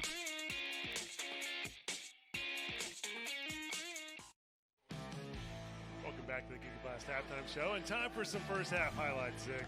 A lot of Preston Colbert not only throwing the football, this touchdown pass to Whiteside, 64 yards. Got the Bombers on the board first. Bixby would respond with a Reese Vernon field goal to make it 7-3. And then more Colbert again. He did a lot with his feet, but he's got a fumble on this one. Bixby would recover. Unfortunately for the Bombers, they do not get anything out of it. They hold him. Bixby has another opportunity. And that one just gets away from him. It was a 4th and 5, and they went for the end zone. Didn't get it. Colbert one more time, and this one almost turned into a big play touchdown for the Bombers. Instead, it was a nice pass and gained into the red zone. And a little 2-yard touchdown run. Midwest City at 14-3 at that point. Bixby would rally back. Williams. Oh, he's picked off on this one. One of 2 first-half interceptions for him. Only had 5 on the season, and he's got 2 tonight. Now he's got a total of 7. But he would respond and hit Clayton Barber wide open behind the defense, and that's what Coach Hall talked about. What the heck are we doing? This is who we're supposed to be guarding. Then the Wildcats of Cade Cavender, that made it 14-10. And that's our score here at the half in the Ford Game of the Week. We'll be right back with more of the Giga Blast Halftime Show.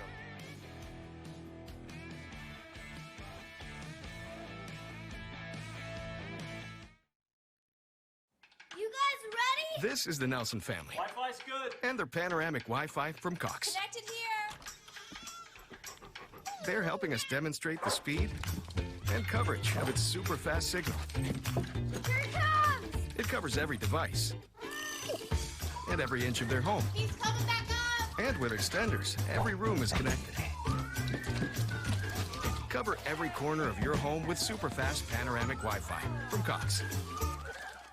Over 100 years ago, we were talking about the Model T. Now here we are, talking about winning the most J.D. Power IQS and Appeal Awards, talking about driver assist technology, talking about the highest customer loyalty in the country. But that's enough talking. Seriously, that was a lot of talking. Back to building. Now get 0% financing for 72 months, plus 1,000 Ford credit bonus cash on Escape, Edge, and Explorer. See your Oklahoma Ford dealer today. Weoki's new money certificate rates are incredible. Transfer money from another institution to a Weoki 35-month certificate and receive 3.05 APY. Yes, that's over 3%.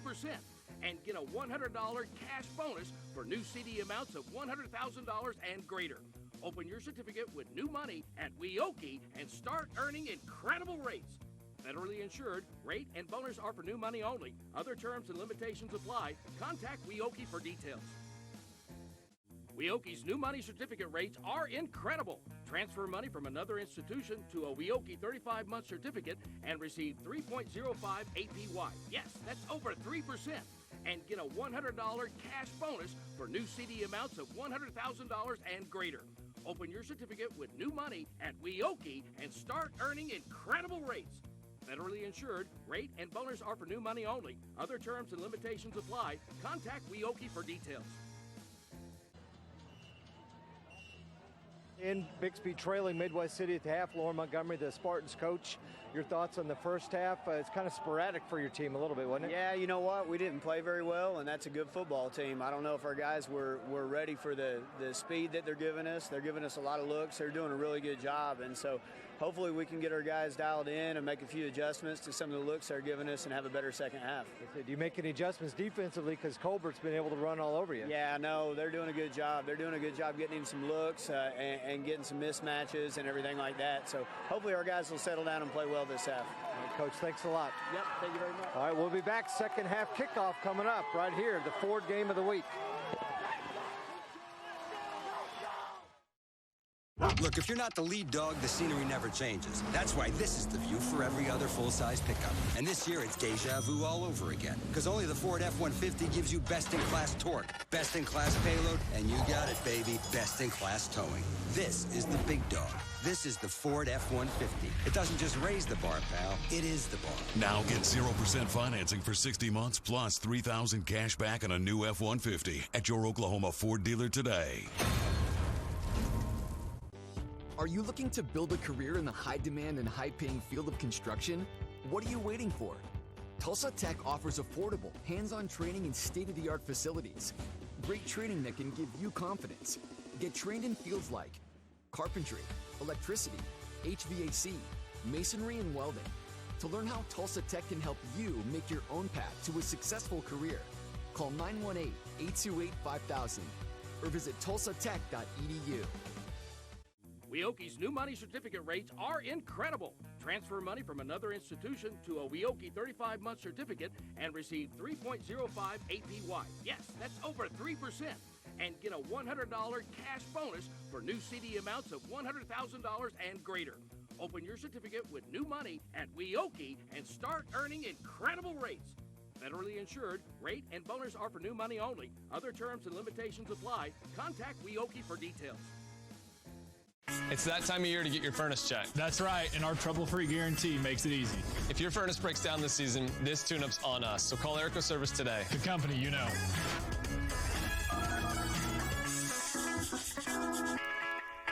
When Oklahoma weather causes the power to go out, you can be left in the dark. Keep your lights on and your furnace running thanks to a new whole-home generator installed by Airco. And right now, save big on a new Kohler system. Call Airco Service today. The company you know. You're watching Game Time on YurView. For more in-depth coverage of the top players around, recruiting updates, behind-the-scenes access, and more, check out YurView.com.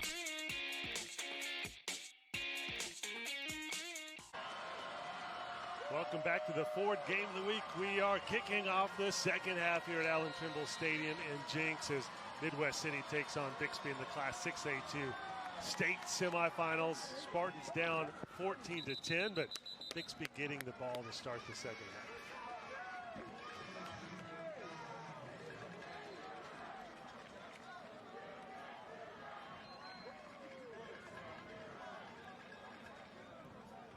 I'm out of breath, Nate. I'm glad there's two of me, though. Right?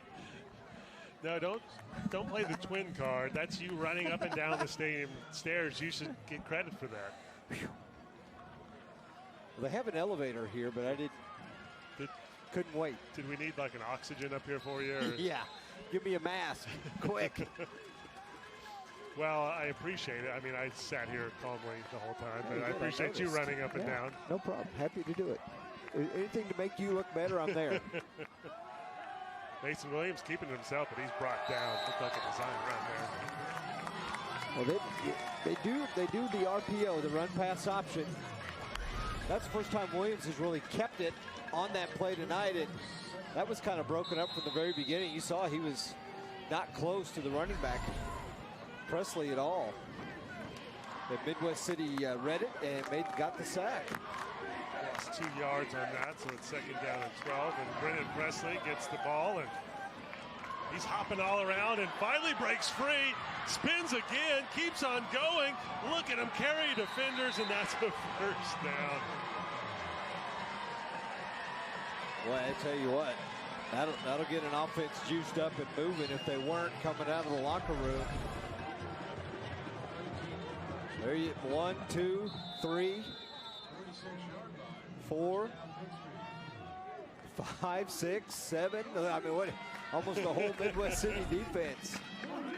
That's why he's a player to watch. Mason Williams buying some time with his feet, gets the completion for another nice gain. This time it's Cade Cavender who had the interception to stop that Midwest City drive late in the second quarter.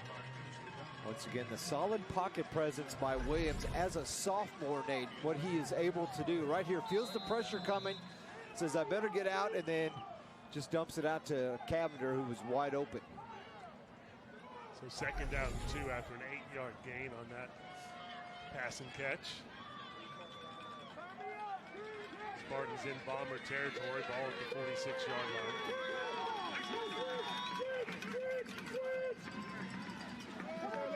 Again, it's Brendan Presley, but he's brought down for a loss. Yeah, there again, it's like his brother did in the first half. He probably should have cut that one up inside. He had the defense blowing with him. He gets right here, and then boom, right there. He should have cut back behind. Even though his blockers may have been pushing the defender that way, he had a better chance to get some positive yards out of it. Now it's 3rd and long. 4 receivers, Braylon Presley in the backfield, along with Mason Williams taking the snap. Going deep, has a man. Oh, through the hands of Clayton Barber. You know, he'd love to have that one back. He was behind the defense. Something Coach Hall and his defensive coaches are not going to be happy with. Great ball from Williams. Yeah, Barber had that one. He's thinking, what did I just do? Would have been a first down in the red zone for Bixby. Beautiful pass, though, by, as you said, by Mason Williams. And now Bixby's going to have to punt it away.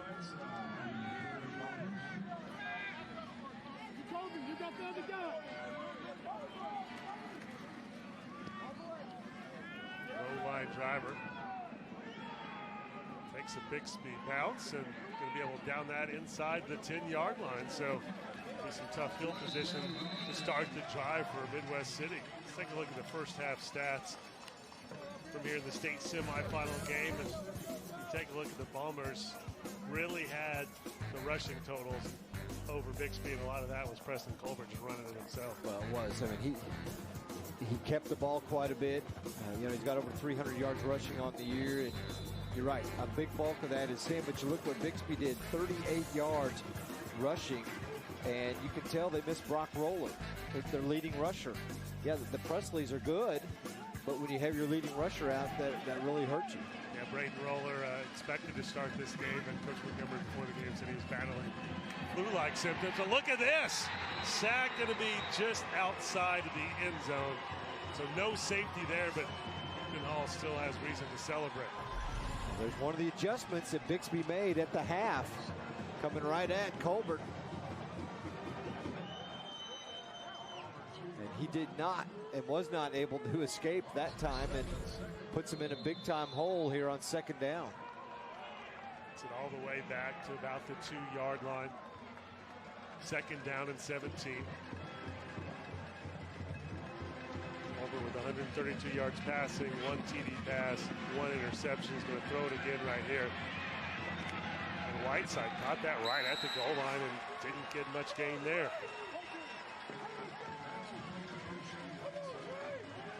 Bixby defense came up big at the end of this first half there, stopping the Bombers on their last 3 drives, and looking good here to start off the third quarter as well. A dangerous pass there as Colbert threw it to his receiver, who was standing in the end zone when he caught the football. Oshie Whiteside. So third down and 16 yards to go from the 3-yard line for the Bombers here with just over 8 minutes to go in the third quarter of the 4th game of the week. Preston Colbert has got some time, rolling to the right. Almost brought down in the end zone before he threw that one away. Yeah, an incomplete pass, and it'll be 4th down, and not much room to punt it away either. No, yeah, they're backed up. And Bixby should get decent field position. Great coverage downfield. He looked left because the 2 receivers split out. Were in man coverage. And Bixby 2 opportunities here on this first series to get sacks, and they got one of the 2. Luckily for Colbert, he wasn't brought down there with the ankle tackle. He was right at the goal line. Low line drive kick. That's returnable big Barber, time. he's got all kinds of running room and a blocker, but he cuts it back and then cuts it back again. Braylon Presley there. Barber, flag down. It's going to be on the Spartans most likely on a illegal block of some sort, so should still be good starting field position for Bixby, just not quite about the 5-yard line like they would have had. And that was really, the flag came behind the play. Yeah, it was behind. They're going to call a hold. Which as a coach, it just drives you nuts because when the flag was thrown, Barber was 10 yards, 10, 12 yards in front of it. There's no need to hold somebody that far away.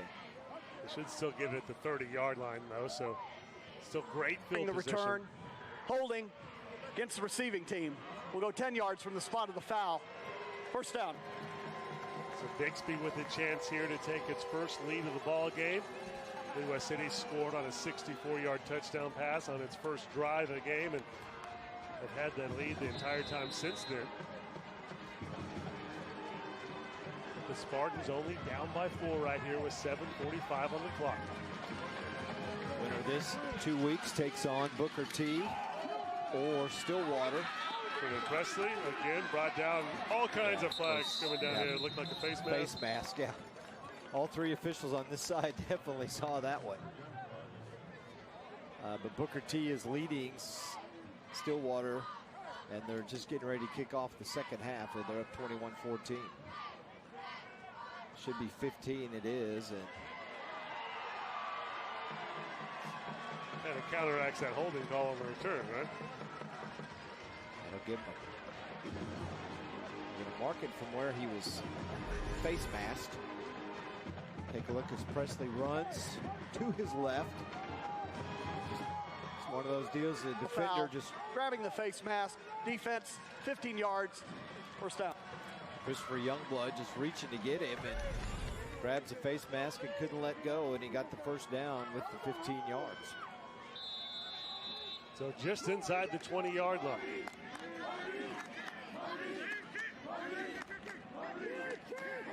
Mason Williams back to pass.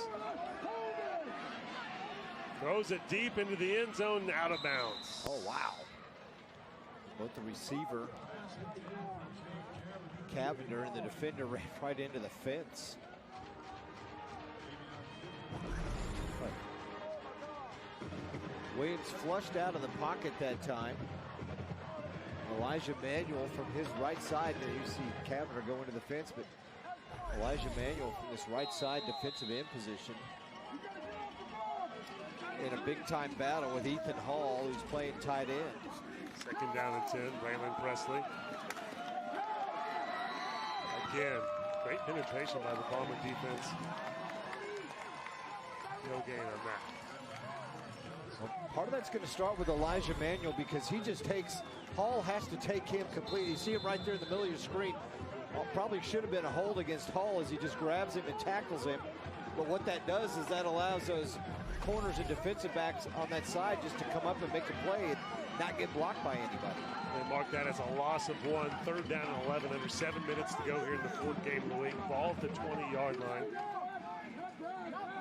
Bixby down 14-10. Spartans trying to take their first lead of the ball game, but play clock. And Lauren Montgomery has to use a timeout. That could be big later in the game. They might need those in a close game right there.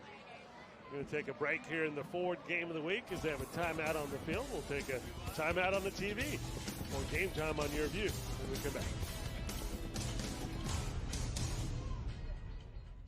If you want a car from a company that's been building them for 115 years, get a Ford. If you want Waze and Amazon Alexa compatibility, get a Ford. If you want a car that doesn't have any of that, get anything but a Ford. Otherwise, you're gonna want a Ford. Right now, get 0% financing for 60 months, plus $3,000 cash back on a new F-150 at your Oklahoma Ford dealer today. Are you looking for a career where you can work anywhere and even travel the world? Do you have a passion to work with people, plan events, or own your own restaurant? Tulsa Tech can help you build a successful career with exciting hospitality programs. Programs like culinary arts, restaurant and lodging management, and event planning. Make your own path to a successful career you love by calling Tulsa Tech at 918-828-5000 or apply online at tulsatech.edu. Welcome back to the fourth game of the week. Midwest City on top of Bixby 14-10. The Class 6A2 state semifinals. A trip to the championship game on the line. Bixby down by 4. Third down and 11. Ball at the 20-yard line. Bixby trying for its first lead of the ball game. Mason Williams feeling the pressure. Runs it himself. Past the 15, fighting forward, but he's going to be short of the first down. Spartans down by 4, so a field goal will get them within 1. Let's see what head coach Lauren Montgomery decides to do here. Well, great call by Dwayne Hudson, the defensive coordinator for Midwest City. Everybody was in an up stance. Nobody was down in a 2 or 3 point stance, and the lineman just got a running start, and they sent the house at Mason Williams, and he was able to escape and pick up some yards. Fourth down, though. It looks like the Spartans are going for it. They need 4 yards to get the first down. Williams has Braylon Presley in the backfield with him, the freshman. Williams is throwing the ball. Feeling the pressure, goes to the end zone, has a man. Touchdown, Cade Cavender. Spartans take their first lead of the ball game with 5:42 to go in the third quarter. Well, Williams had all kinds of time in the pocket. Great blocking up front. Midwest City sent a blitz from his right side. He steps up, great presence, waits for Cavender to clear free of the defender, and he makes the grab.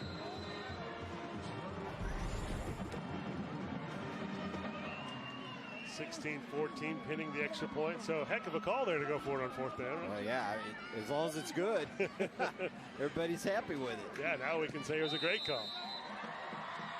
17-14, Bixby on top. As I said, the Spartans' first lead of the ball game.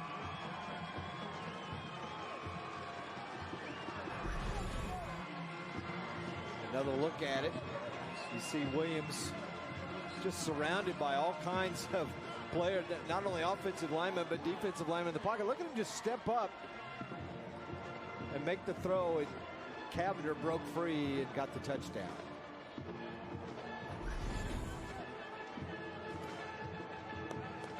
So as much as Midwest City seemed to really control that first half, a couple of turnovers, and they kind of think that they didn't take advantage of some of the opportunities they had, and now Bixby on top. And don't forget tonight at 10:15 on Fox 23, we have lots of high school football coverage. I'll be here doing the game here, so it'll be Jeff Cold and Heather Geller taking care of highlights of 9 games throughout Green Country and throughout the state. So lots of good ones. Of course, we'll have highlights of this game, plus that Booker T Stillwater game up at Owasso. That's a good one. In 5A, Mcginnis, Bishop Kelly, a rivalry game in the quarterfinals. Claremore, Carl Albert, Bethany Collinsville, Bethany Wagner, Plainview, Lincoln Christian, Kingfisher, Berryhill, and Sperry, Kellyville. So we're going from 6A2 all the way down to Class 2. Lots of highlights, so make sure you watch Fox 3 tonight at 10:15 for 15 minutes of high school football, the most high school football coverage on TV in Green Country. And how about the big-time doubleheader at TU tomorrow? That's going to be a great one, too. We'll have people out there for that. Union taking on Jenks, the Backyard Bowl playoff edition. That's at 1 o'clock. Of course, Jenks won the regular season matchup. Then at 7 o'clock, it's Broken Arrow taking on Owasso. Another rematch from Week 2 action. BA won that one. Tigers have won every game this season by double figures, so that one was no different. Tigers really impressive this season. This could be the year that they win their first gold ball ever. 100 years of football, they've never had an undefeated perfect undefeated season. They've been undefeated and they had a couple of ties in there, but never a perfect 10-0 regular season. And of course, now 11-0 after the win last week and trying to go 12 and then hopefully for them 13-0 2 weeks from now. They've been heartbreakingly close to some state titles, but have yet to pull it off. Yeah, I think 2011 they had it, fumbled it away, and 12. Union returned it and won the game. That was late in the fourth quarter. So Midwest City trying to answer, but this Spartan defense has really stepped up and continues to do so. Well, they tried to run a real quick pass behind the line of scrimmage, and Bixby had it defended.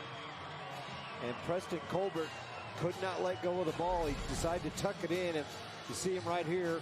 I'm going to throw it. Wait, Bixby's defended it, and by that time, he's ready to take off. And then there's two, Hayden Haynes and Dalton Perry in the backfield making the tackle.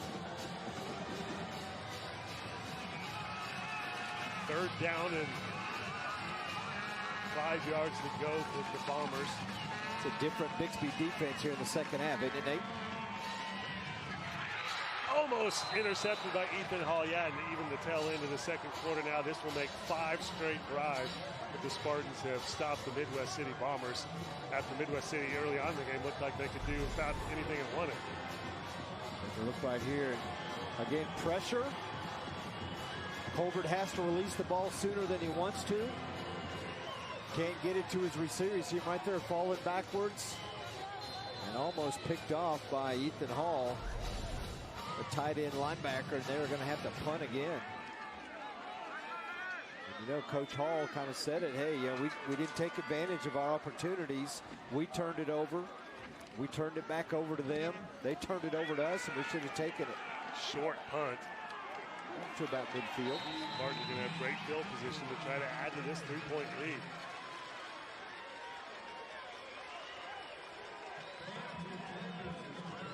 Let's take a look back at the keys to the game you gave us on this birthday of 111th birthday for the state of Oklahoma. Well, we're talking stake your claim. Who's going to stake the claim and win this one? Bixby won it a year ago, 14-12. Who's going to be the team that takes the semifinal victory and move on to state next week? Sweeping down the plains. You got to be able to stop the other team offensively. Both teams pretty balanced as far as run and pass, and then stop the Gusher. Offensive points. It looked like it was going to be a shootout. Kind of is a shootout at 17-14, but I was thinking more maybe upper 20s to 30s the way this one got started. Presley brought down for no gain.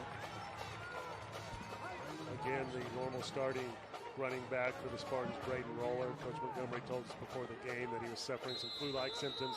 Not playing tonight, but Braylon Presley had been kind of splitting duties with him as far as the amount of carries go. So the freshman seems to be up for the challenge tonight, although they haven't been extremely successful on the ground.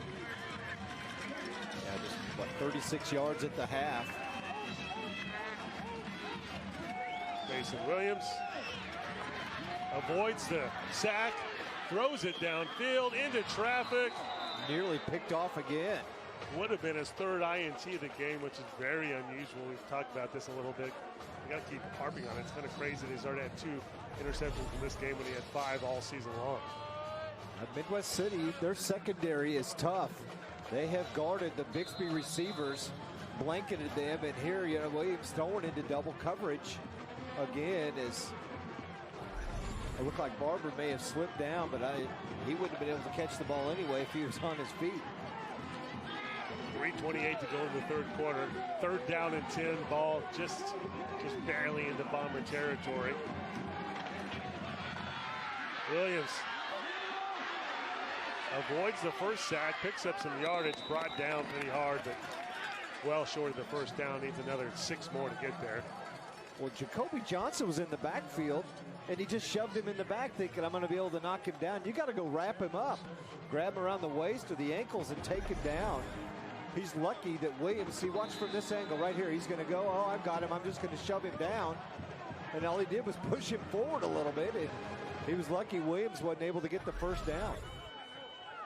Helped by his teammate, Samuel Sessions, to get the tackle. Spartans now going to punt it away. Last time they pinned him inside the 10. Not going to happen this time as it goes into the end zone and will be a touchback. So getting a nail biter here, which is what we expected, especially after last season in the state semifinals where these two teams squared off, and I believe Bixby won 14-12. Kind of in the same neighborhood of scoring, which is kind of a surprise, as you mentioned a second ago, especially after that first quarter. As you said, I thought we were going to have a shootout here, and the defenses have really stepped up. Well, in their first drives, both teams moved the ball down the field. Midwest City got a 64-yard touchdown pass out of it. Bixby kind of methodical in their drive and stalled that once they got down inside the 20. They were able to get a field goal out of it, but then turnovers have hurt both teams. Over on the other side of the bracket in Class 6A2, we're hearing that Stillwater is taking the lead in the third quarter over Booker T. The Pioneers, 24-21 now in the third quarter with about 4 minutes left. Clayton Barber, nice play defensively.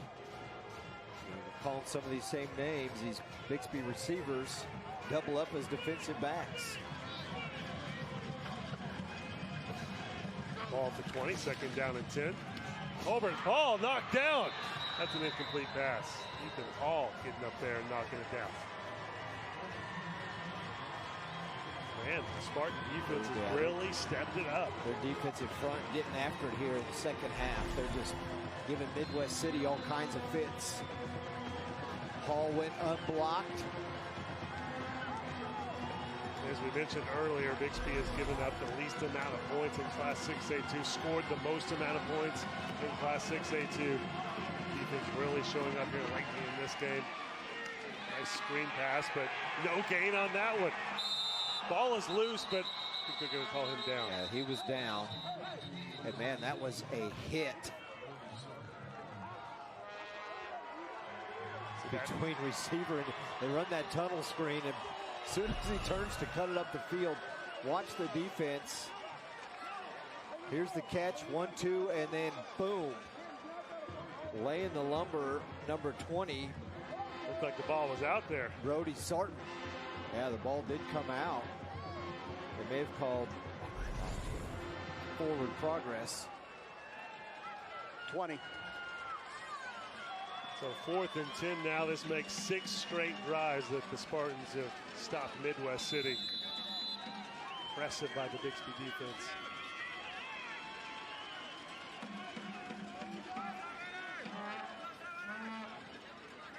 Palmer's punting it away again.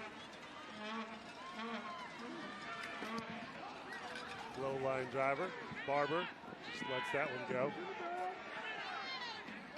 Ball goes to about the 38-yard line, so still pretty good field position for Bixby to start this drive. 17-14, Bixby on top of Midwest City in the 4th game of the week. About just over a minute left to go in the third quarter. You're watching Game Time on YurView. Hard to believe we're already in the state semifinals, Zig. Seemed like the season just started.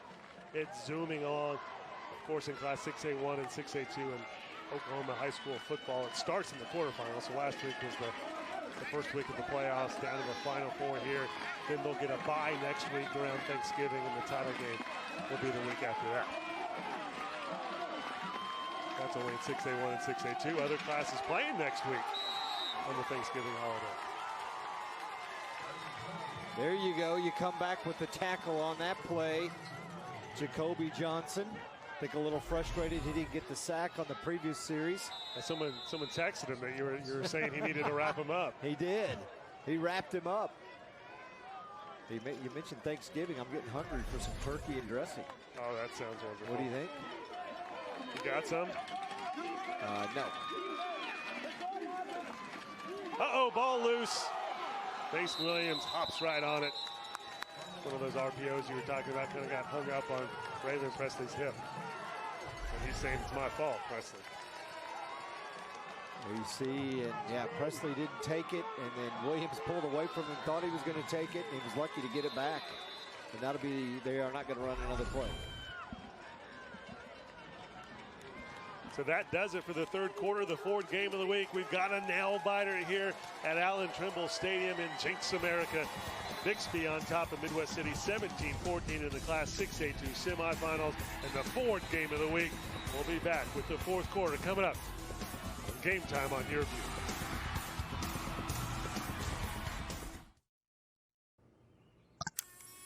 Good morning, Bella. Good morning. Are you ready? Yeah. 5 little monkeys. Yay, Bella! Hold still. Almost done. Oh, Bella, I really love playing with you. Thanks, Grandma. I really like our visits. Whatever tech tomorrow dreams up, you'll be ready with GigaBlast. Future speed internet is here from Cox. Look, if you're not the lead dog, the scenery never changes. That's why this is the view for every other full-size pickup. And this year, it's deja vu all over again. Because only the Ford F-150 gives you best-in-class torque, best-in-class payload, and you got it, baby, best-in-class towing. This is the big dog. This is the Ford F-150. It doesn't just raise the bar, pal. It is the bar. Now get 0% financing for 60 months plus $3,000 cash back on a new F-150 at your Oklahoma Ford dealer today. Winter's just around the corner, so it's a great time to replace your furnace before you need it most.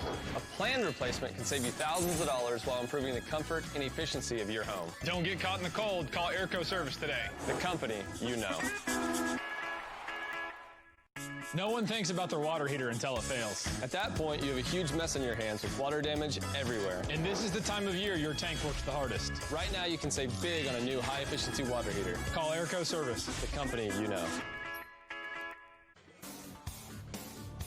Welcome back to the Ford game of the week, and what a game we have. Kicking off the fourth quarter here, Bixby on top, 17-14. 12 minutes ago in this one, Zig. The winner goes to the state title game. Bixby won 3 straight before Booker T won last year, so Spartans trying to make it 4 out of 5. Up by 3 with the ball. Third down, 16 yards to go. Mason Williams scrambling around, throws it up for grabs, and he's intercepted for the 3rd time in the ball game. Nice return by Midwest City. Davion Tipton brought down inside the 30-yard line. Williams just threw that one up for grabs. Well, he did, but I don't know if his arm got hit or something, because the ball came out of his hand funny. See if we can take a look at it on the replay. Scrambling around. Well, the ball may have just slipped out of his hand. It was like he kind of short-armed it or something when he threw it. Yeah, there's a couple of players down for Midwest City, and one back here around the 50-yard line, and then one at the end of the play. And is that the gentleman, the young man who intercepted it, or one of the other his teammates? Can't see his But there number. was some hits that went on near the end of that play. As Williams gets away from Elijah Manuel. And then right there, one of the Bombers, I think, got kicked in the head. That is the Davion Tipton who intercepted the ball. Yeah, when he got hit, he got twisted around. I think that ball just slipped out of Williams' hand. I mean, he throws a good ball, and that one was just wobbly, and his 3rd pick of the night. Nate, that's crazy. 5 all year, and you got 3 tonight in the semifinal game. Hard to believe. And a couple of them, I mean, were just bad decisions. Even if he throws that one well, there's not an open receiver down there. He's been so good at making decisions in the pocket all season long. Still has his team up 17-14 here with 11:44 on the clock, but Midwest City trying to take that lead back after leading most of the ball game. Well, their best field position, not only of the game, but here in the second half. Colbert, design run all the way and gains 2 yards. They have basically done nothing their last 6 drives because, in large part, yeah, there's been a turnover in there, but Bixby's defense has really stepped it up here in the second half. 2nd down and 8 now. Rodney Flowers, the Spartan defensive coordinator, trying to match wits with Paul Hicks, the offensive coordinator of the Bombers. Colbert Well covered, but nice catch by Jerome Brown. Great grab by Brown. He got Presley on his hip. They pushed him a little bit like he was going to go inside, and then he just turned. Kind of a back shoulder throw. He threw it on his opposite shoulder where that's the only player who's going to catch the football was his teammate. So now it's first down and goal. Ball on the 6-yard line. Flag down before the handoff to Billy Cooks.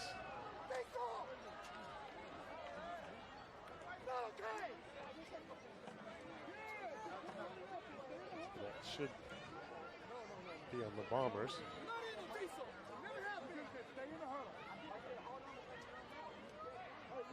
Illegal substitution. Offense. We'll go 5 yards. Still first down. They had too many men on the field. Remains, it's still first and goal, but the ball now at the 11-yard line. This crew coming over from the west side has done a great job managing the game tonight, keeping everything under control. Colbert hands it off to Cooks, brought down in the backfield by Ryan Kerr.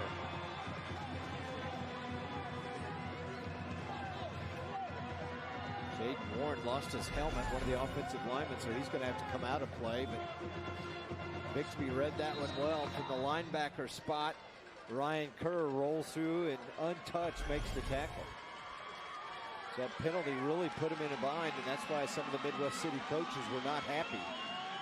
That was a loss of a yard, so the ball at the 12. Colbert going into the end zone again to Jerome, and he makes the catch, Mr. Brown.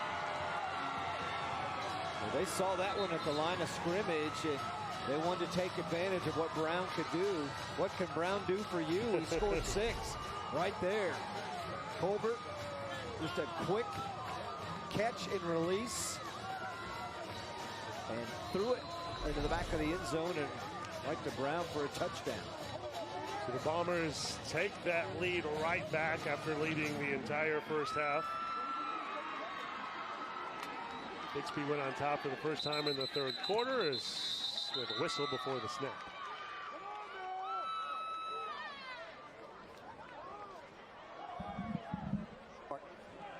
Kickington. So 20-17, this extra point now gets a little bit longer with the false start. Taking it out to the 8-yard line.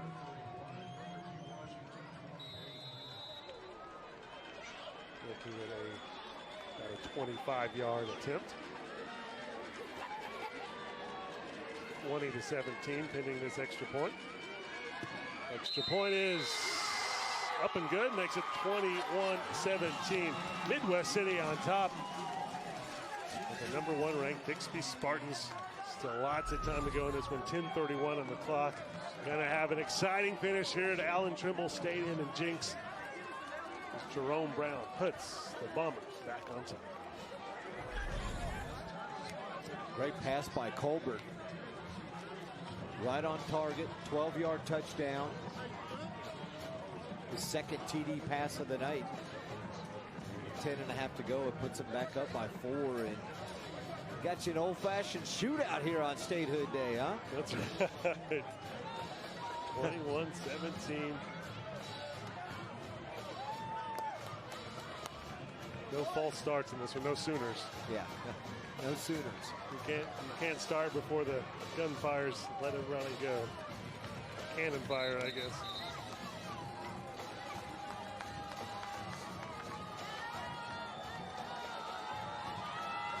Spartans, this is a program that's used to being in these close games in big-time situations.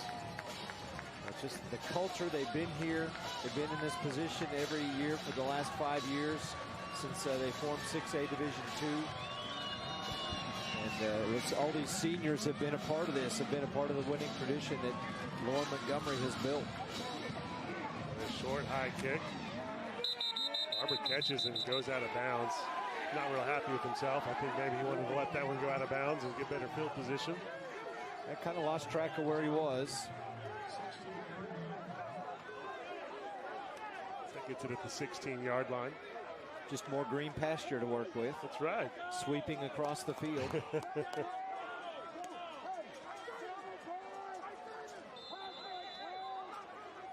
No time went off the clock. No yards at all. Come on now. Still 10:31. Ball at the 16. 21-17. The Bombers 10 minutes and 31 seconds away from going to the state title game.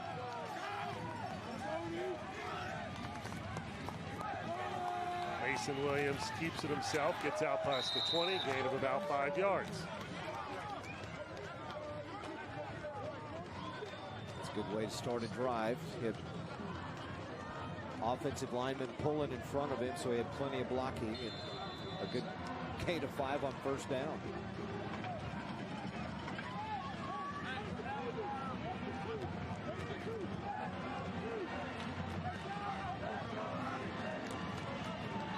Backward pass to Presley, and Brennan turns it upfield, gets the first down, and still going past the 40.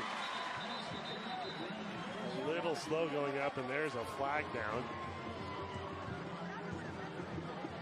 Guessing a face mask in that position of the flag.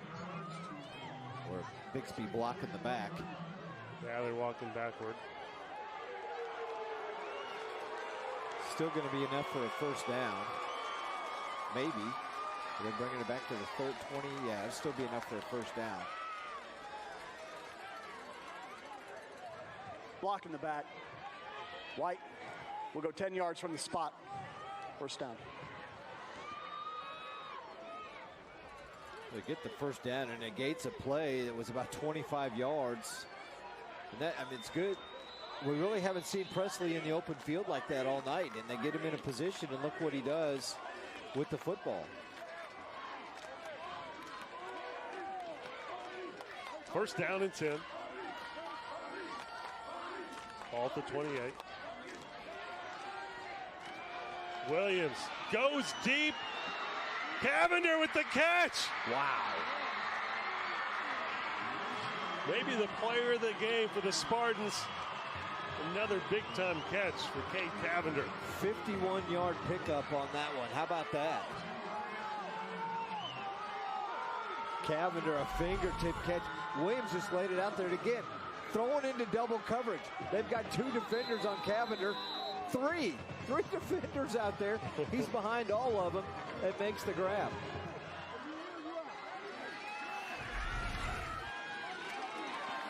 Fake it to Presley this time. Instead, almost intercepted, but goes to Braylon. And Braylon fighting forward. They faked the little screen pass to Brendan Presley, turned around and got it to Braylon through the hands of the Midwest City Bomber.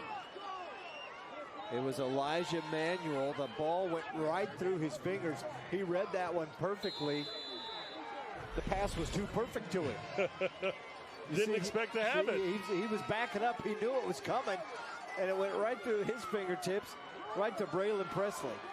Big break for Bixby. Second down now. Brendan Presley with the direct snap. Pops it outside. Turns it upfield. Gets the first down. Flag is down. That seemed to be after the play as well, or behind the play. It's going to be against Bixby.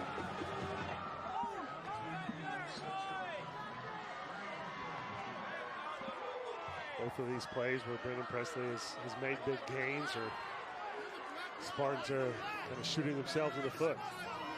I think they're going to call a hold against her, a block in the back against Ryan Kerr.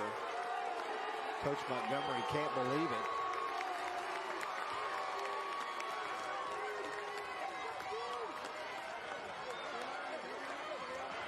Block in the back. Offense, that's declined. Holding.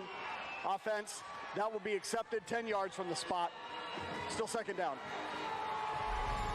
Well, there's 2 flags on the play. Let's see if we can figure out where it is. Well, there's the block in the back on Kerr. Maybe in the hold on the outside. Yeah, might have been in the center of the hold.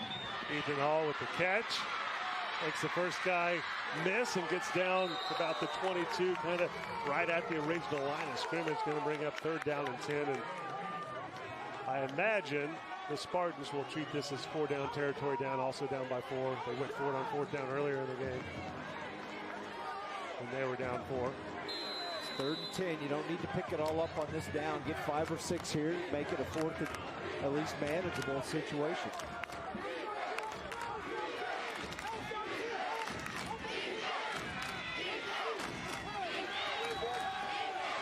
Williams. He can run for it. Got lots of running room. Gets the 1st down. Don't have to worry about a 4th down. Gets it inside the 10. Well, great defense. Almost too good a defense from Midwest City. The secondary, everybody's covered, but everybody went deep. And they had brought the defensive line and some linebackers in. He gets out of the pocket. There's nobody there. Ball at the 8-yard line. 1st and goal. Spartans trying to get back up on top in this state semifinal showdown. Under 7.5 minutes to go now. 3-minute plus drive for Bixby. Cavender takes it himself straight up the middle inside the 5. Down to about the 3-yard line. Cavender's just had a big night. The seniors come to play. Made a big catch to really extend this drive. He has scored 2 touchdowns, a 19-yard reception and a 2-yard run just before the half.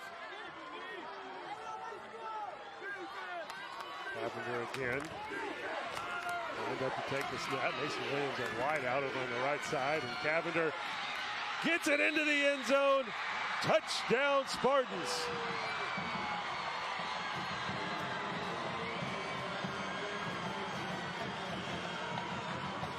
Going back and forth in this one in the 4th quarter.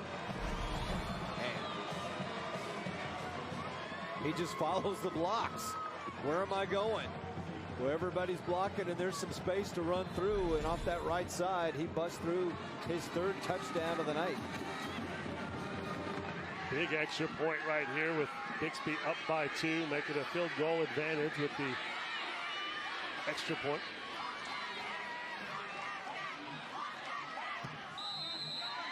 Up, it's good, and the Spartans are on top, 24-21 with 6:44 to go in the 4th game of the week.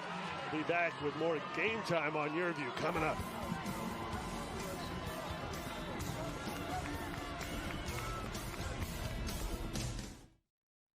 You're watching Game Time on YurView. For more in-depth coverage of the top players around, recruiting updates, behind-the-scenes access, and more, check out YurView.com.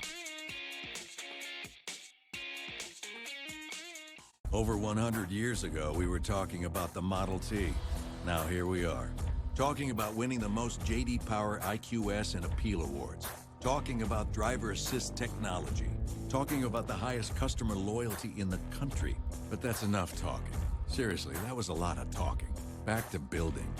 Now get 0% financing for 72 months, plus 1,000 Ford credit bonus cash on Escape, Edge, and Explorer. See your Oklahoma Ford dealer today. You're watching Game Time on YurView. For more in-depth coverage of the top players around, recruiting updates, behind-the-scenes access, and more, check out YurView.com.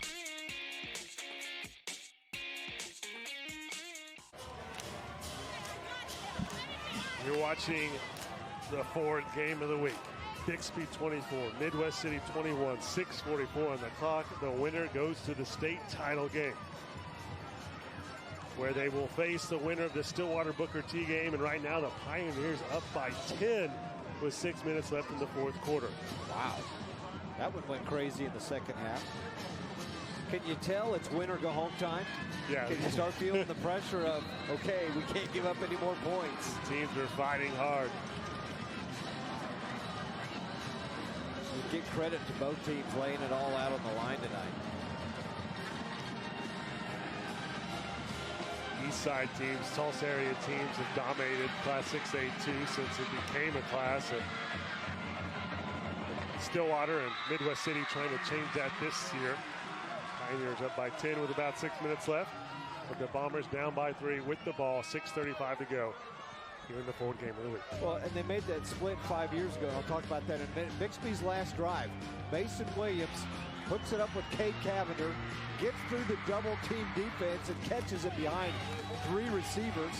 And then Williams on a big 3rd and 10 scrambles for about 15, gets the first down, and then 2 plays later, Cavender into the end zone. A 3:47 drive, 9 plays, 84 yards, and Bixby claims the lead back. But you know, they made that split 5 years ago. They wanted to give other teams the opportunity to win state titles.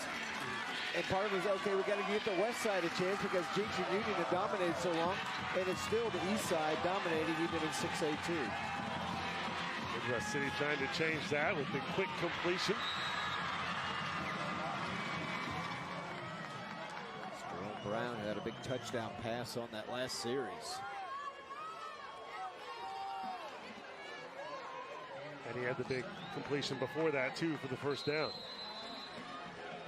6 minutes to go. Bixby has burned a timeout. Midwest City has all 3 of theirs. This may come down to who has the ball last. I'm fine with that. We like exciting finishes, right? Yes. Colbert rolls right, throws it back against his body. Kobe Washington going nowhere, pushed out of bounds. Well, great call offensively if you're Midwest City, because they saw what Bixby's been doing when the quarterback rolls that way. Everybody's flowing. He just stops it. See, here he goes. I'm okay, here they come. Let them through, and we'll throw it out. It's almost like a long screen pass, but that right side of the Bixby defense, or secondary, stayed home. 3rd down and 5. 5:54 on the clock. Midwest City trying to take the lead back. But the Bombers need a first down right here. Preston Colbert feels the pressure, drops it off the right side. Breaks the tackle, gets the first down, finally brought down just past the 40. It looked like for a second the Spartans might stop him short, but O'Shea Whiteside fighting hard for that first down. Boy, yeah, Brody Sarton holding on for dear life as Bixby blitzes. Great blocking. One missed tackle there, and then Sarton just grabs the jersey. If not for that, he might, again, still be running.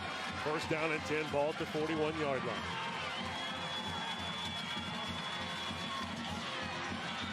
Colbert spins out of the tackle, keeps fighting, somehow still standing, gets the completion to Wesley Dedman. Wow, what a play by Preston Colbert, breaking the tackle a couple times on that play. Colbert's wanting a horse collar, but you know what? He's in the pocket. He's running around back there. You can't get a horse collar in that situation. He gets away from the defender and makes a play. The senior not wanting his career to end on this field tonight. First down and 10, ball now in Spartan territory at the 47-yard line. Colbert, ball hit, incomplete. That'll make it 2nd down and 10. Smart play there, too. A lot of times your natural reaction is, oh, ball's in there, I better go catch it. You just wisely let it drop to the turf and not take a loss on the play. 5:21 on the clock. Bombers down by 3. Haven't won a state title since 1995. Trying to get back to the championship game by getting a win tonight. Colbert feeling the pressure, brought down for a sack. 3 Spartans there. Ethan Hall, Noah West. Timeout for the Bombers. Well, Bixby brought the pressure again from that left side. Colbert had nowhere to go and thought maybe he could spin out of it. And he spun right into the tackle.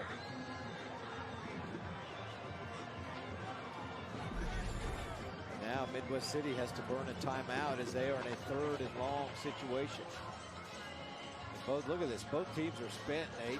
Guys got their hands on their hips when they're out there. They're squatting down. Well, I don't blame them. In 6A2, a lot of the teams, these players are going both ways. Ethan Hall, one of the guys who plays on offense and defense. It's tiring, man. They play special teams. Yeah. They're on kickoff. They're on punt. Yeah, but they're 18. They ought to be able to handle it, right? That's so long ago, I can't even remember that. Ball at the 49-yard line. 5:10 on the clock. Bombers need this one. Down by 3. Well, Bixby has to call a timeout as they come out in a 5-wide formation. And Lauren Montgomery wants to make sure they're ready. They are down to 1 timeout. Man, there's a lot of build up to this play now. We got back-to-back timeouts. I want to see what happens. Hey, don't forget, you can watch the 4th game of the week on YurView. The replay of this game will be Tuesday night at 7 o'clock. It's the 4th game of the week on Channel 3 next Tuesday at 7 o'clock. Such a great game. I know you want to watch it again. You love Mike Ziegenhorst's analysis. You want to hear him break it down. You can watch it Tuesday night at 7 o'clock. I'll be tuning in. All right. We got to critique our performances, right? I'll get like a 3-page long text from you. Yeah.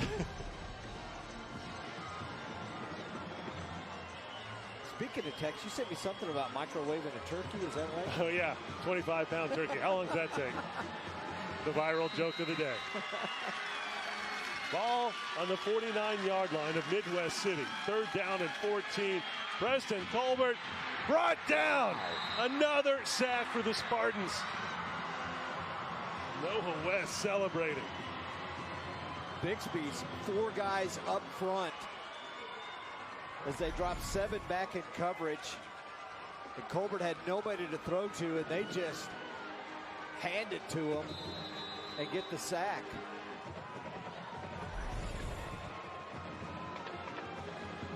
Fourth and 22. Noah West in there with some of his teammates. And back-to-back sacks by the Bixby defense. Midwest City still with 2 timeouts, under 4.5 minutes to go here in the 4th quarter of the Class 6A2 state semifinals. Spartans trying to get back to the finals and trying to get their 4th state title in the last 5 seasons. Delay of game. Offense. That'll move it back 5 more yards. The ball now placed at the 37-yard line. 4:19 on the clock. Midwest City hasn't won a state title since '95, but head coach for the Bombers, Darrell Hall, won one with Booker T back in 2010. Low line drive punt. Barber just lets that one hit and bounce out of bounds. So the Spartans will start this drive at the 27-yard line, hoping to eat this clock down. 4 minutes and 12 seconds left. Spartans up by 3.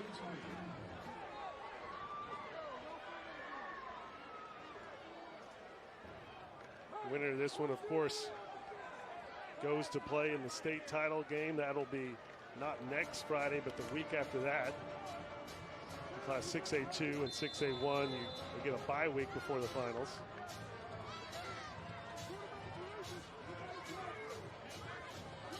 Stillwater, it looks like, in very good shape to knock off Booker T in advance to face the winner of this game.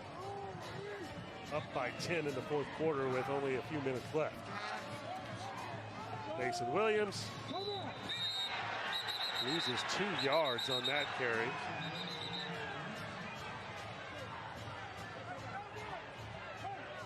Spartans will be happy to try to run out the clock, but they need to get some first downs to do it.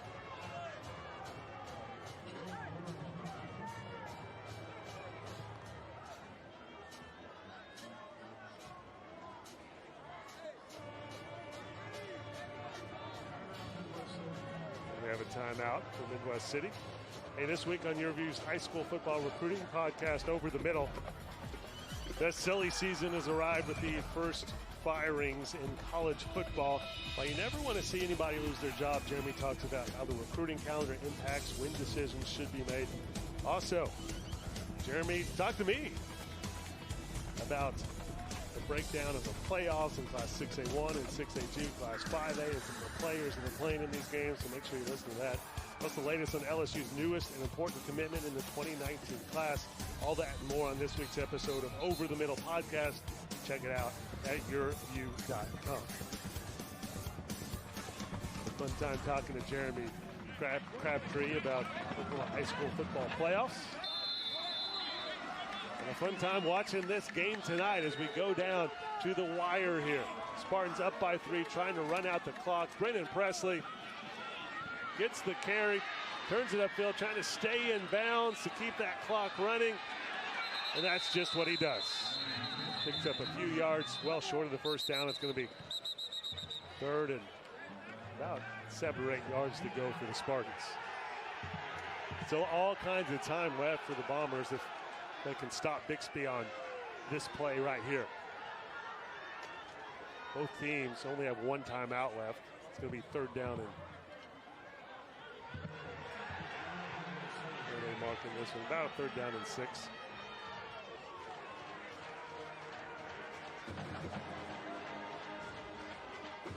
Bixby lost to Booker T in the finals last season. It looks like the Hornets will not advance to the finals to defend their title as Stillwater is up by 10 late in the 4th quarter in that one. So the West Side should be represented in the Class 6A2 state title game, seeing if it'll be an all West Side affair or if Bixby will make it back to the finals again. For the Spartans win, they'll be in the finals for the 5th straight season.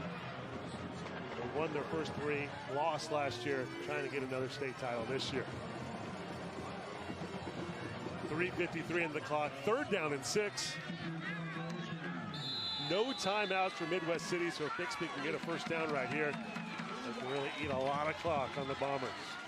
Mason Williams, he's throwing it, gets the completion to Ethan Hall. He goes down inbounds, I believe, gets the first down. What a play, Mason Williams to Ethan Hall. 3:48 on the clock, no timeouts left for Midwest City. Clock should be back running, and it is. Great job not only making the catch, but going down quickly to stay inbounds and keep that clock running. Headsy play there by Ethan Hall. What a performance by the Spartans here after falling behind to the Bombers 14-3. Braylon Presley, nice pickup on the carry. Gets it out just short of the 45-yard line. That clock is ticking. Yeah, Nathan, it's important for Bixby. They like to run up tempo a lot, but to burn as much play clock as you can after each down. But a big gain on that first down to get 5-6 yards. Put them in a position to take another 1.5 minutes off the game clock, and with Midwest City is now out of timeouts. 2nd down, about 5 yards to go. Cavender gets the snap, gets the first down, and keeps that clock going. 2.5, 2:35 to go here in the ball game. Spartans getting very close to making it back to the Class 6A2 state title game.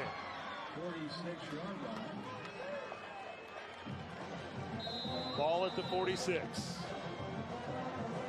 Clock rolling again as we go under 2.5 minutes.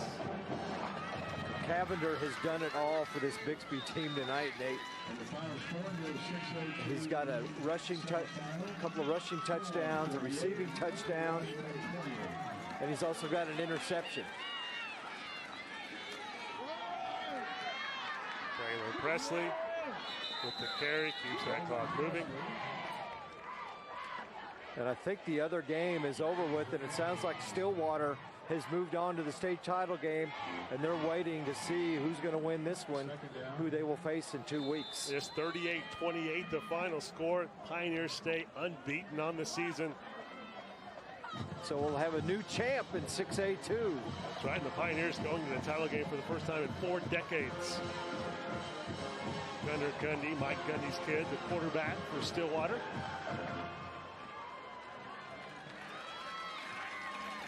Mike Gundy, of course, back in the day played for Midwest City, so I think they'll be, if Midwest City were to come back and win this one, which they don't look like they're going to do, I'm sure he'd be rooting for Stillwater and not his alma mater.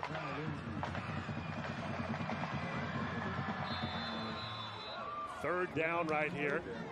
It's going to be close. If they don't get the first down here, they're going to have to snap the ball close to 50 seconds on the game clock. And I don't know about you, Zeke, but I'm running this even if you come up short. Oh, yeah, they got to run. And even if they don't get it here, Nate, there'll be about 10 seconds, 15 seconds left in the game. Mason Williams goes down. We'll run this one all the way down. Let's see when the play clock starts at 25. It'll be 5 seconds. If they let it run down, there'll be 5 seconds left on the game clock. It'll be interesting. We'll see if they take a delay a game call and just run around with it. Ethan Hall, just 8 seconds left on the play clock. Stop the clock with the false start.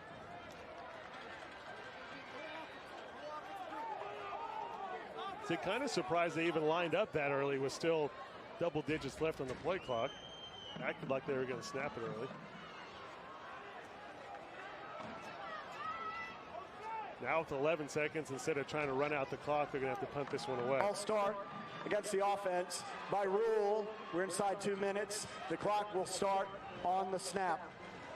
Yeah, they don't start the play clock or the game clock until they snap it. So Midwest City, they're going to have to bring everybody after it. They have nobody back right now to field the punt,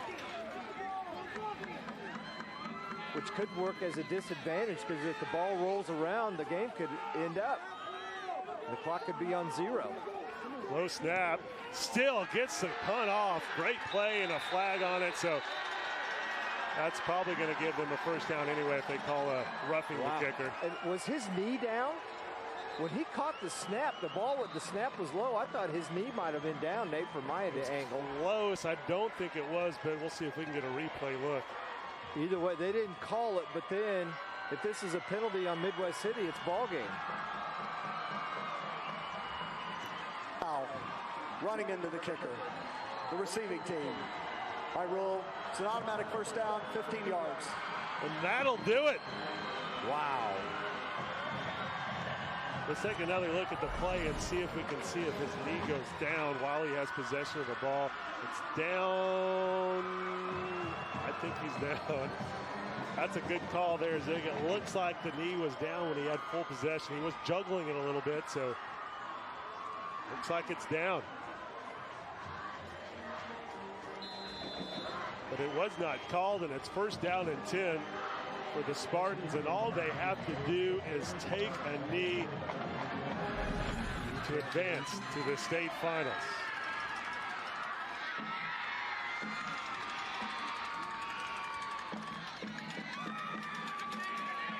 And that does it. The Bixby Spartans are going to the Class 6A2 state title game.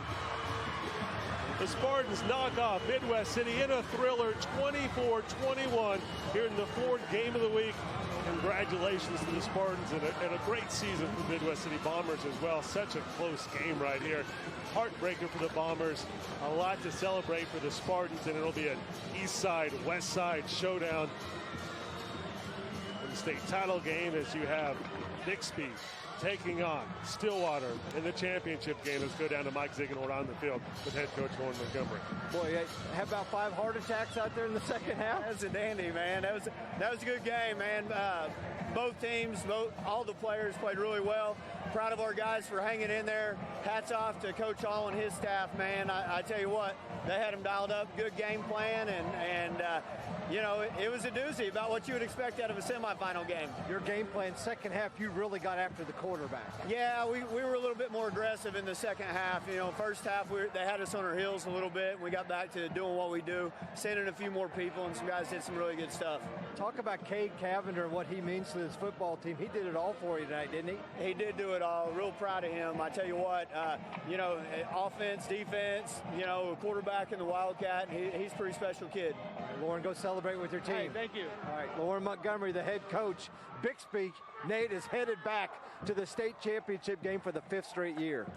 Wow, amazing. And of course, the Spartans won the state title those first 3 years, came up short after leading most of the game against Booker T last season. So Bixby trying to make it 4 state titles in the last 5 seasons. Let's go right back down to Mike Ziegler on the field with our player of the game. All right, Cade Cavender here. Man, you did it all. A receiving touchdown, 2 rushing touchdowns, an interception in the end zone. Are you worn out? Oh, yes, sir. I got pretty worn out during that game, but, I mean, once it came down to a time like that, I knew I had to stay in. And what we do in the summer, our team's the most conditioned team in the state, so none of us were tired. We had to come out 1 or 2 plays, but we're good to go the whole game. Are you guys feeling the heat a little bit? Because they came to play, didn't they? Yeah, they came out strong. We came out flat. I mean, but at halftime, we regathered and came out and did what we were supposed to and got the win. And then Coach said, man, he's just happy with what you do for this team. You're on special teams. I think you played about every snap tonight, didn't you? Just about, yes. What is this team? Can they go back and win the state championship? You're going to be playing Stillwater in 2 weeks. Oh, most definitely. After last year, we didn't like that taste in our mouth after losing. So, I mean, we're hungry for another state championship and get another ring on our finger. Congratulations. Good luck. Thank you. I appreciate it. All right, Cade Cavender, our player of the game. Nate? Thank you, Zig, and congrats to Cade Cavender and the Bixby Spartans back to the state title game after knocking off the Midwest City Bombers 24-21 in the 4th game of the week right here. More game time on YurView when we return to Allan Trimble Stadium here in Jenks, America.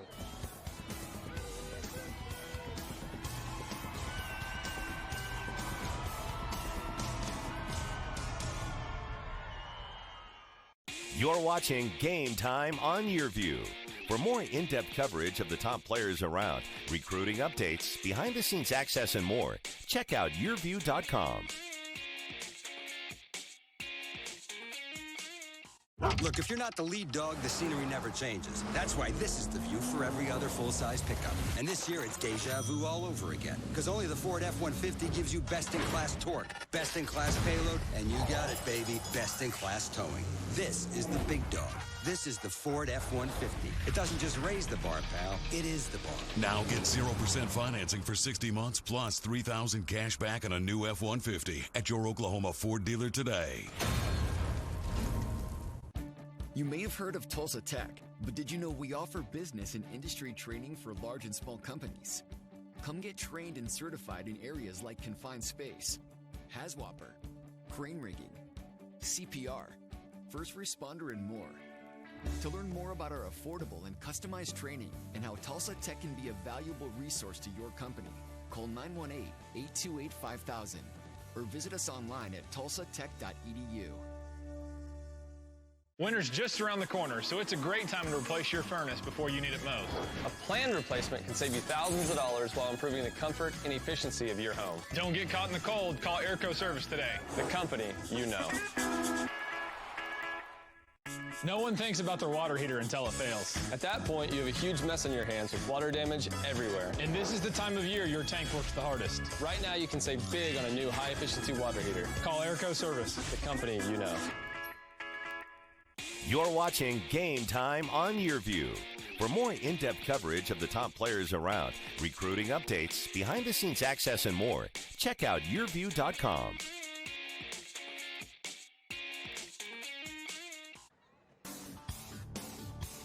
Welcome back to the Ford Game of the Week. You're watching Game Time on YurView. What a win for the Bixby Spartans over Midwest City. 24-21, the final score coming down to the final minute of the game, and the Spartans are going back to the Class 6A2 state title game for the 5th straight season, trying to win their 4th state title in that run.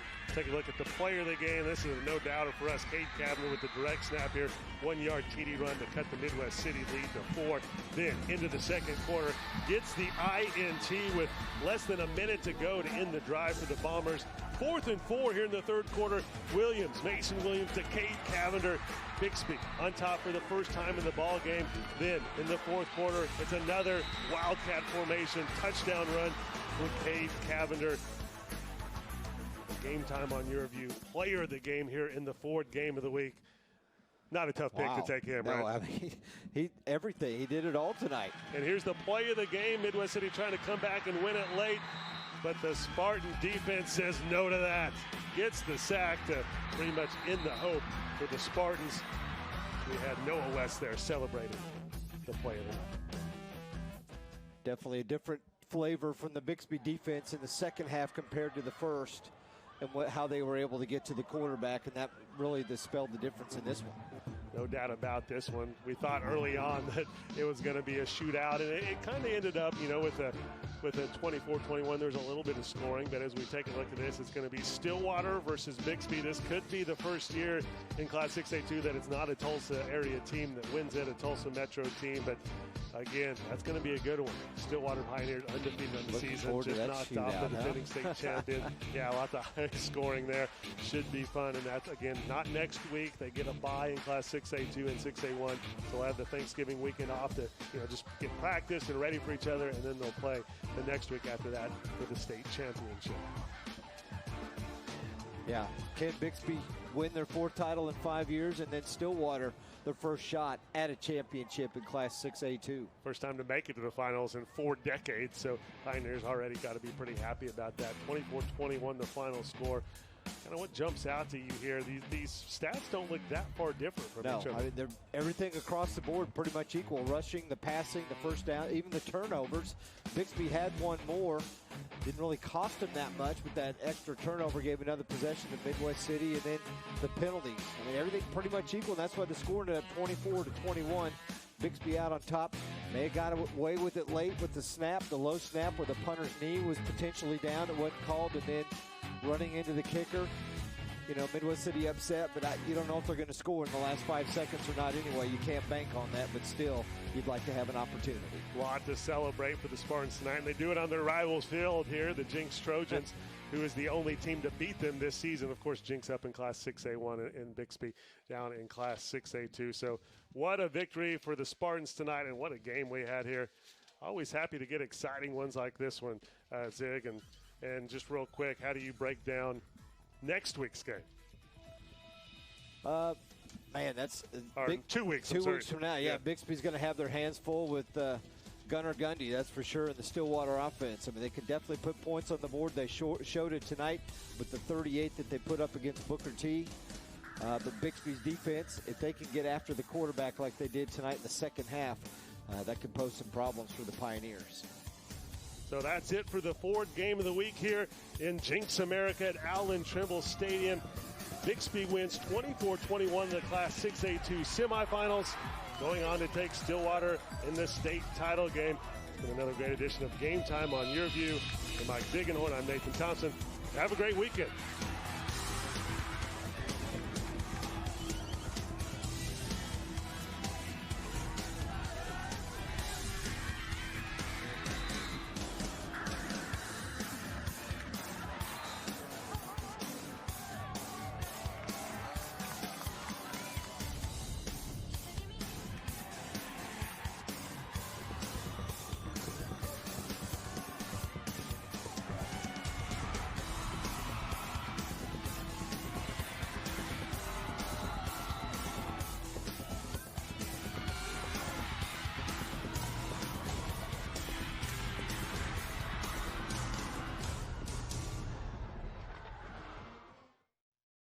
Game Time on YurView has been brought to you by your Oklahoma Ford dealers, the best in Oklahoma. Airco, the company you know. Tulsa Tech, for your future success, go to tulsatech.edu. And by Weoki Credit Union. Join us all fall long for some of the top high school football from around the country on Game Time.